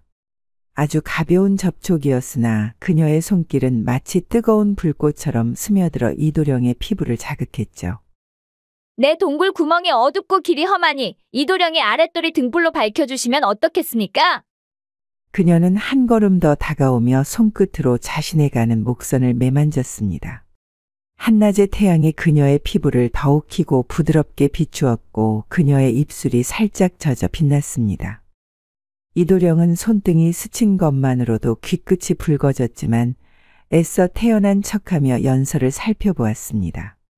그러고는 천천히 한지를 접어 다시 그녀에게 내밀었습니다. 문장은 훌륭하나 그 뜻을 감당할 만한 사람이 못 돼요. 홍씨 과부는 혀를 살짝 차며 짐짓 웃었습니다. 그녀의 손끝이 다시금 부채를 펼쳤고 바람이 그녀의 향기를 이도령에게 보냈습니다. 혹시 이도령, 사슴털처럼 너무 부드러워 깊이 들어가지 못하는 것은 아니겠지요? 나뭇결도 거칠어야 벽을 뚫고 강물도 거세야 바위를 깎는 법이라 하니 말이오. 장터 사람들은 흥미롭게 그 광경을 지켜보며 수군거렸고 이도령은 한동안 서서 연서의 여운을 머금은 채 깊은 숨을 내쉬었죠. 이도령이 한가롭게 장터를 거닐던 어느 날 길 한가운데에서 복숭아 하나가 툭 그의 발치로 굴러왔습니다. 탐스러운 황도빛의 과육이 연한 솜털을 머금은 채 땅바닥 위에서 햇빛을 받아 반짝이고 있었죠. 어머나, 이런 복숭아가 굴러가 버렸네. 달콤한 목소리가 울리더니 고운 손끝이 복숭아를 향해 뻗어왔습니다. 막내 과부 은혜가 허리를 살짝 숙여 과일을 줍기 위해 몸을 낮추었죠. 그녀의 옷자락이 살짝 들리며 희고 매끈한 종아리가 드러났고 부드러운 살결이 한낮의 빛을 받아 은은한 광택을 머금었습니다. 이도령은 순간적으로 눈길을 돌리려 했으나 이미 늦었습니다. 그녀의 곡선이 자연스럽게 드러나는 자태와 발끝까지 이어지는 고운 선에 불현듯 심장이 두근거렸죠. 하지만 애써 태어난 척하며 복숭아를 주어 은혜에게 건넸습니다. 조심하시지요. 은혜는 천진한 미소를 지으며 복숭아를 받았는데 그녀의 손끝이 일부러 이도령의 손등을 스치고 지나갔습니다. 살결이 맞닿는 순간 부드러운 촉감과 따뜻한 체온이 그의 피부에 짧게 머물다 흩어졌습니다. 어머, 이도령 손이 참 크시네요. 그녀는 작은 손을 자신의 가느다란 손목 위에 올려 비교하듯 말했습니다. 남자 손이 크면 속담이 있지 않소? 이도령은 순간 말문이 막혀 눈길을 피하며 머뭇거렸습니다. 그의 귓가가 불그스름하게 달아오르는 걸 보고 은혜는 장난기 어린 웃음을 살짝 지었습니다. 그런 속담은 잘 모르겠습니다. 그는 헛기침을 하며 황급히 돌아서려 했지만 은혜는 그의 소매를 살며시 붙잡으며 작은 목소리로 속삭였습니다. 그러면 다음에 장터에서 다시 마주치면 가르쳐 드리리다. 그녀는 손끝으로 그의 소매를 가볍게 쓸며 입가에 장난스러운 미소를 머금었습니다. 그땐 제가 과일 대신 다른 걸 떨어뜨릴 수도 있겠지요. 이도령은 더 이상 대꾸할 말을 찾지 못한 채 황급히 인사만 남기고 발걸음을 재촉했습니다. 그의 뒷모습이 빠르게 사라지는 것을 바라보며 은혜는 속으로 실소를 터뜨렸습니다. 어허, 내 젊은 시절이 아까워라. 이런 얼굴의 철벽이라니 천하의 죄악 아니겠소. 그녀는 손에 쥔 복숭아를 살짝 입술에 대고 천천히 굴려보았습니다. 부드러운 솜털이 그녀의 입가를 간지리듯 스쳤고 그녀는 가볍게 이를 깨물며 속삭였습니다. 그래도 결국 맛을 보면 다른 생각이 들겠지요. 그녀의 눈빛은 장난스럽게 빛났고 장터의 바람이 그녀의 옷자락을 가볍게 흔들며 지나갔습니다. 사람들은 무심한 척하며 그녀를 흘끗흘끗 바라보았고 은혜는 그 시선을 아는지 모르는지 천연덕스럽게 다음 장면을 준비하는 듯 보였습니다. 장터에서의 유혹이 잦아들 무렵 세 과부는 한데 모여 머리를 맞대고 심각한 표정을 지었습니다. 그들의 목표는 단 하나. 어째서 이도령이 우리를 거절한 것인가. 이래서는 도저히 참을 수가 없어요? 홍씨 과부가 부채를 힘껏 접으며 목소리를 높였습니다. 우리가 얼마나 공을 들였는데? 저리 태연히 가버릴 수가 있단 말이오? 혹시 남자를 좋아하는 건 아닐까요? 아니면 고자가 아닐까요? 은혜가 조심스레 속삭이자 김씨 부인이 단호하게 손사래를 쳤습니다. 에이, 그럴 리가 있어. 우리가 부족한 것이 아니라면 분명 무언가 있는 것이요. 궁금해서 안 되겠소. 찾아가서 단판을 지으시다. 우리가 먹던가 이도령이 우리를 먹던가. 세 사람은 이도령을 직접 찾아가기로 했습니다. 마을 어귀에서 책을 들고 한가로이 앉아있던 이도령을 발견하자 그들은 주저없이 다가갔습니다. 이도령, 잠시만 시간을 내주시오. 홍씨 과부가 입꼬리를 올리며 말을 건넸습니다. 이도령은 책에서 눈을 들며 그들을 바라보았습니다. 세 과부는 단도직입적으로 물었습니다. 대체 왜 우리를 거절하셨소? 이도령은 당황한 기색이 역력했습니다. 잠시 머뭇거리던 그는 조용히 한숨을 쉬며 말했습니다. 진정으로 마음을 둔 분이 따로 있습니다. 그 말이 퍼지자 과부초는 그야말로 들끓었습니다. 도대체 그 여인이 누구란 말이오? 세상에 우리보다 더한 여인이 어디 있다고? 그의 시선이 멈춘 곳에는 조용히 고개를 숙이고 있던 정씨 부인이 있었습니다. 정씨 부인! 홍씨 과부가 놀란 듯 입을 가렸습니다. 김씨 부인은 믿을 수 없다는 표정으로 눈을 깜빡였고 은혜는 당혹스러움에 입을 열지 못했습니다. 정씨 부인은 얼굴이 새빨개지며 더욱 고개를 숙였습니다. 사람들의 시선이 한꺼번에 그녀에게 쏠리자 그녀는 당황한 기색을 감추지 못했습니다. 그럴 리가. 이도령이 정씨 부인을 마음에 두고 있었다고. 정씨 부인은 과부들 사이에서도 유독 조용한 사람이었습니다. 다른 과부들이 적극적으로 남자들을 유혹하며 앞장설 때도 그녀는 언제나 한 발짝 물러나 있었습니다. 말수도 적고 사람들 앞에 나서기를 꺼렸죠. 하지만 그녀에게는 설명할 수 없는 묘한 분위기가 있었습니다. 그녀의 몸짓 하나하나에는 은근한 단아함이 묻어났고 말 한마디에도 깊은 여운이 남았습니다. 그 누구도 몰랐지만 사실 훈장이 된 이도령은 오래전부터 몰래 그녀를 흠모하고 있었습니다. 다른 이들에게 둘러싸여 있더라도 그의 시선은 늘 조용한 그녀에게 머물러 있었죠. 그녀가 뜨개질을 하고 있을 때도 그는 조용히 먼발치에서 그 모습을 바라보았고 우물가에서 물을 깃는 그녀의 뒷모습을 보며 한숨을 쉬곤 했습니다. 그 마음을 감추려 했으나 결국은 드러나고 만 것이었죠. 과부들은 경악하며 다시 한번 그녀를 바라보았습니다. 이도령이 그래도 한 번도 안 열린 조개를 알아보는 것을 보니 진정 남자는 남자군먼. 그렇습니다. 정씨 부인은 어린 나이에 혼례를 약조한 사내가 갑작스레 병으로 세상을 떠났고 그 인연이 끊어지자마자 과부의 길을 걷게 되었습니다. 하지만 그녀의 삶은 그저 수절하는 과부의 그것과는 달랐습니다. 그녀는 본디 남자와 한 번도 깊은 정을 나눠본 적이 없었습니다. 단 한 번도 손끝 하나 닿아본 적 없고 혼례조차 치르지 못한 채 과부가 되어버린 것이죠. 그녀는 오랫동안 사람들의 시선을 피해 살았습니다. 정숙함과 단아함을 가장한 채 그 누구도 가까이 다가오지 못하게 벽을 쌓고 살았던 것입니다. 하지만 그 속에는 아무도 모르는 외로움과 미처 피어나지 못한 감정이 서려 있었습니다. 그녀는 밤마다 혼자 등불 아래에서 창밖을 바라보며 문득 스쳐가는 바람에도 얼굴을 붉히곤 했습니다. 마을 사람들은 그녀가 누구보다도 순결한 여인이라는 것을 알고 있었지만 그것이 이도령의 마음을 사로잡았으리라고는 상상도 하지 못했습니다. 과부촌에서 가장 조용한 그녀가 실은 가장 깊고도 애틋한 마음을 품고 있었다는 사실을 아는 사람은 없었죠. 하지만 이도령은 오래전부터 그녀를 알고 있었습니다.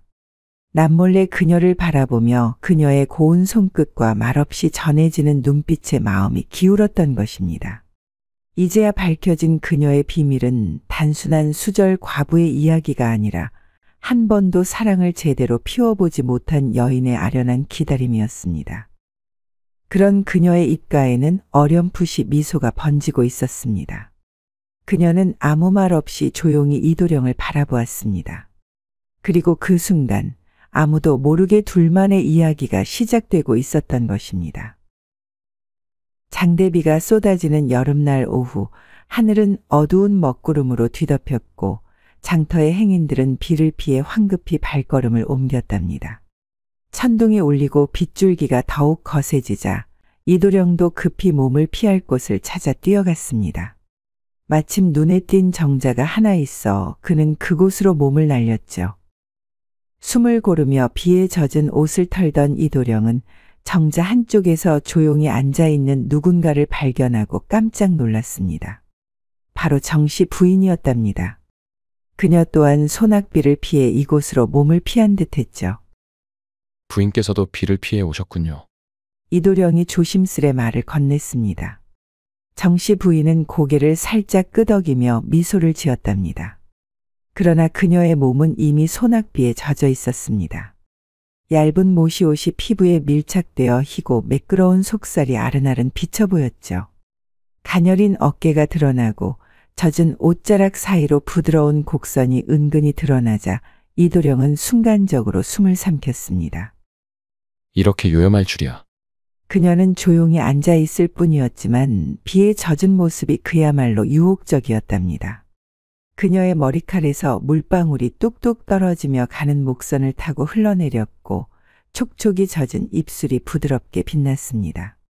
속눈썹 사이로 떨어지는 빗방울마저도 이도령의 가슴을 두드리는 듯했죠.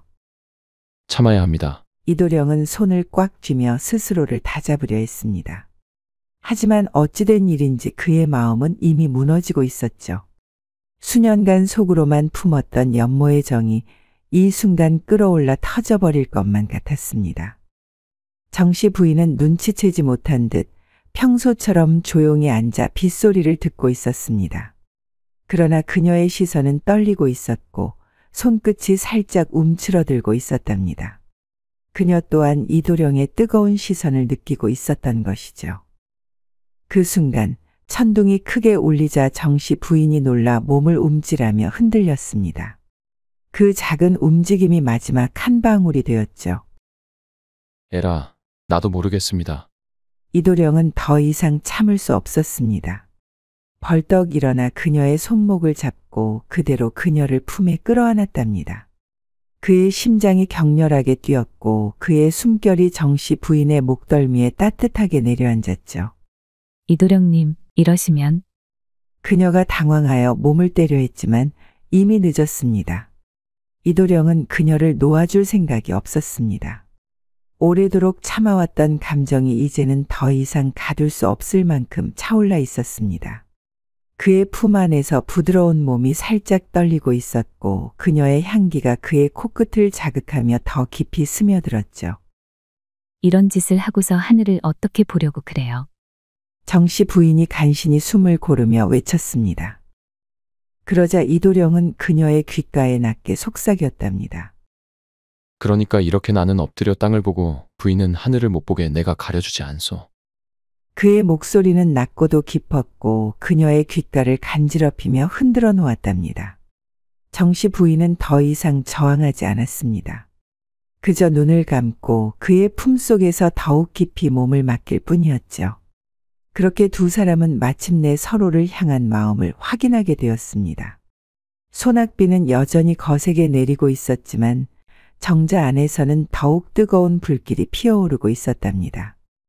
천둥 소리가 하늘을 가르며 크게 울릴 때마다 정자 안에서도 숨결이 엉켜들며 아련한 떨림이 퍼졌습니다. 거센 빗소리에 묻혀 세상은 둘만의 공간이 되었고 외부의 시선 따위는 아득하게 멀어졌죠. 비가 퍼붓는 바람에 흔들리는 창살 너머로는 아무도 없었고 오직 서로에게만 집중한 채 이도령과 정씨 부인은 운명의 장단을 맞추듯 깊이 빠져들었습니다. 정씨 부인은 숨을 고르며 가만히 중얼거렸습니다. 이 좋은 것을 이제야 알게 되다니 세상에 이런 일이 있었군요. 이도령은 그녀의 이마에 가볍게 입을 맞추며 낮게 웃었습니다. 저 또한 처음입니다. 부끄럽지만 부인께서 제 마음을 흔든 유일한 분이십니다. 정씨 부인은 수줍게 고개를 숙였지만 이내 장난기 어린 눈빛을 띄웠습니다. 이도령님, 세간에서는 흔히 말하기를 석가래는 단단해야 지붕을 받친다고 하지 않습니까? 그런데 이 석가래는 어찌 이리도 튼튼한 것이요? 이도령은 얼굴을 붉히며 머뭇거렸지만 이내 정씨 부인의 장난스러운 말에 피식 웃고 말았습니다. 부인께서 이제야 아셨다면 앞으로 천천히 더 익혀가면 되겠지요. 정씨 부인은 한껏 달아오른 얼굴로 이도령을 바라보다 이내 작게 속삭였습니다. 그렇다면 이 석가래가 부러지지 않도록 잘 보살펴야겠군요. 소낙비는 여전히 거세게 내리고 있었고 정자 안의 온기는 더욱 짙어져만 갔습니다. 이도령과 정씨 부인은 서로의 손을 꼭 맞잡고 더 깊이 서로를 향해 다가갔습니다. 그날 밤 거센 빗소리에 묻혀 두 사람만의 비밀스러운 시간이 조용히 흘러갔습니다. 첫 배가 맞은 그날 두 사람은 서로의 마음을 확인하며 깊은 정을 나누었습니다. 처음에는 조심스러웠으나 시간이 지날수록 그 움직임은 점점 더 자연스러워졌죠. 숨결이 뜨거워지고 서로를 향한 손길은 더욱 대담해졌습니다. 정씨 부인은 떨리는 손끝으로 이도령의 얼굴을 어루만지며 처음 겪는 감각에 숨을 고르느라 애를 먹었습니다. 이 좋은 것을 이제야 알게 되다니 세상에 이렇게 황홀한 일이 있을 줄은 꿈에도 몰랐습니다. 이도령은 그녀의 손을 다정히 쥐며 낮게 웃었습니다. 부인께서 이제야 아셨다면 앞으로 더 자주 익혀가면 되겠지요. 그 말에 정씨 부인은 얼굴을 붉히며도 장난기 어린 눈빛을 빛내며 속삭였습니다. 그러면 이 배가 맞는 법도 다양하다는 소문이 있던데 그 방법도 배워볼 수 있는 것이겠지요? 이도령은 피식 웃으며 그녀를 더욱 깊이 끌어안았습니다. 그야 물론이지요. 배를 맞추는 법이 한 가지뿐이라면 얼마나 따분하겠습니까? 그렇게 두 사람은 밤이 깊도록 서로를 탐닉하며 다양한 방식으로 배를 맞추는 법을 익혀나갔습니다. 정자 밖에는 여전히 소낙비가 쏟아졌으나 그곳 안에서는 뜨거운 열기가 한층 더 깊이 퍼져나가고 있었습니다. 이도령과 정씨 부인의 정분이 마을에 퍼지는 데는 오랜 시간이 걸리지 않았답니다. 과부촌에서는 늘 크고 작은 이야기가 오가곤 했지만 이번 소식은 그야말로 대단한 화제를 불러일으켰습니다. 뭐라고? 정씨 부인과 이도령이? 홍씨 과부가 부채를 탁 접으며 눈을 크게 떴습니다. 그녀의 옆에 있던 김씨 부인과 은혜도 놀란 듯 서로를 바라보았죠. 아니, 정씨 부인은 늘 조용하고 점잖았잖소. 그런 분이 이도령을 어떻게 꼬신 것이란 말이오? 김씨 부인이 눈을 가늘게 뜨며 속삭였습니다. 그러게 말이오. 우린 온갖 방법을 동원했어도 그 얼음 같은 사내를 무너뜨리지 못했는데 정씨 부인은 도대체 어떻게 한 거요? 은혜가 입술을 살짝 깨물며 호기심을 감추지 못했답니다. 이야, 과부촌에서 제일 조용한 사람이 남자를 꼬시는 법을 알고 있었다니? 정씨 부인, 이거 그냥 넘어갈 일이 아니오.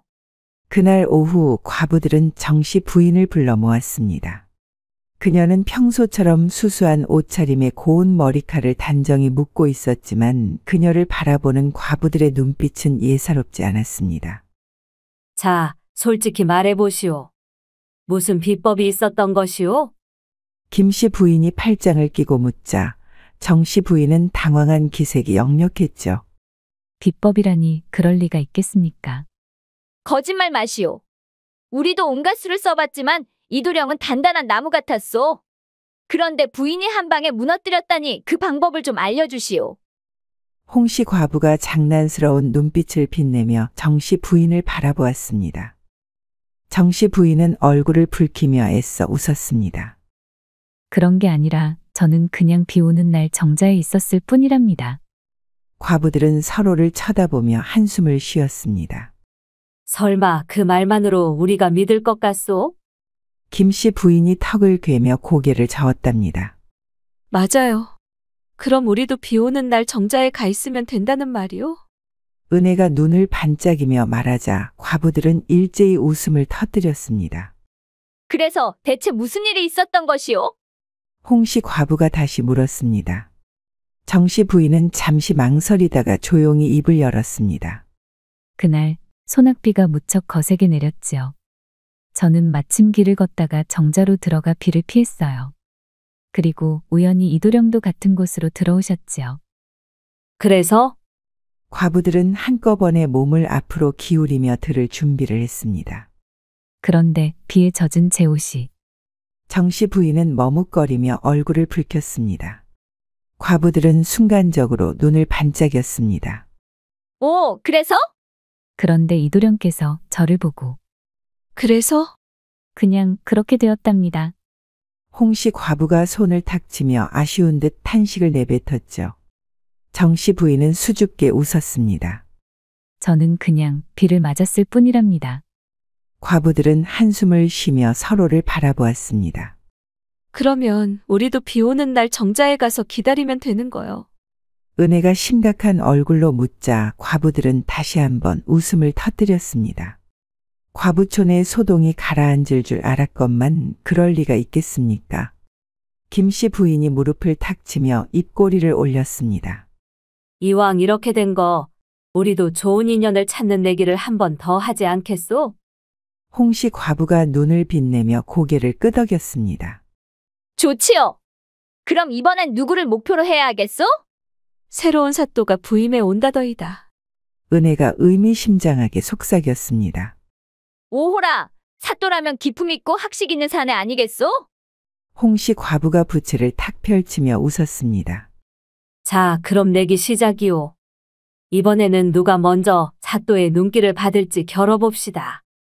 김씨 부인이 선창하자 과부들은 일제히 탄성을 올리며 서로를 바라보았습니다. 장터에서도 소문이 빠르게 퍼졌습니다. 과부들이 또 내기를 한다더라. 이번엔 새로운 사또라는데? 아니, 지난번에도 장터가 떠들썩하더니 이번에는 더 심하겠구먼. 과부들이 그리 쉽게 포기할 리가 있나? 이야기는 장터를 넘어 마을 구석구석까지 퍼져나갔습니다. 사람들은 과연 이번엔 어떤 일이 벌어질지 궁금해하며 기대에 차 있었습니다. 세 사람은 누구랄 것도 없이 사또의 눈길을 끌고자 비 오는 날을 기다렸습니다. 비가 내리자마자 일부러 길을 걷다 빗물에 흠뻑 젖으며 한숨을 쉬고 젖은 옷자락을 조심스레 손끝으로 쓸어내렸습니다. 아이고, 이 비를 어쩌면 좋소. 김씨 부인이 목을 가늘게 흔들며 말하자 홍씨 과부가 부채를 펼치며 맞장구 쳤습니다. 정말이지. 이리 얇은 옷을 입고 나올 줄이야. 어쩌겠소. 누가 저 좀 안아주면 좋겠는데. 은혜는 한술 더 떠 길모퉁이에서 사또의 행차를 기다리며 일부러 돌부리에 걸려 넘어지는 신용까지 했습니다. 아이고, 이 몸이 어찌나 허약한지 비에 젖으니 더 어지럽구려. 세 과부는 저마다의 방식으로 사또의 이목을 끌려 했으나 정작 사또는 이미 우산을 쓰고 빠른 걸음으로 관하로 들어가고 있었습니다. 그 모습을 본 과부들은 서로를 바라보며 한숨을 쉬었죠. 이거 더 강한 전략이 필요하겠군. 한편 소동과는 거리가 먼 곳에서 조용한 사랑이 피어나고 있었습니다. 이도령과 정씨 부인은 사람들이 웅성거리는 틈을 피해 숲길을 거닐고 있었습니다. 이도령은 지난번 자신의 방법이 다소 미흡했음을 깨닫고 서책을 보고 연구한 끝에 더욱 정교한 이치를 깨우쳤다며 정씨 부인을 조심스럽게 눕혔습니다. 이제야 제대로 배웠소. 이번엔 학문과 실전이 조화를 이루는 법을 보여드리리다. 그는 자신만만하게 말하며 세상 모든 이치가 이 순간에 녹아들 듯한 기세를 보였습니다. 정씨 부인은 그 말에 얼굴을 붉히며도 장난스럽게 웃었습니다. 도령께선 학문을 너무 깊이 팠소이다. 그 열정이 감탄스러울 따름이요. 즐거우셨다면 구독과 좋아요, 댓글 부탁드립니다. 다른 재밌는 이야기로 다시 돌아오겠습니다. 새벽 야화였습니다.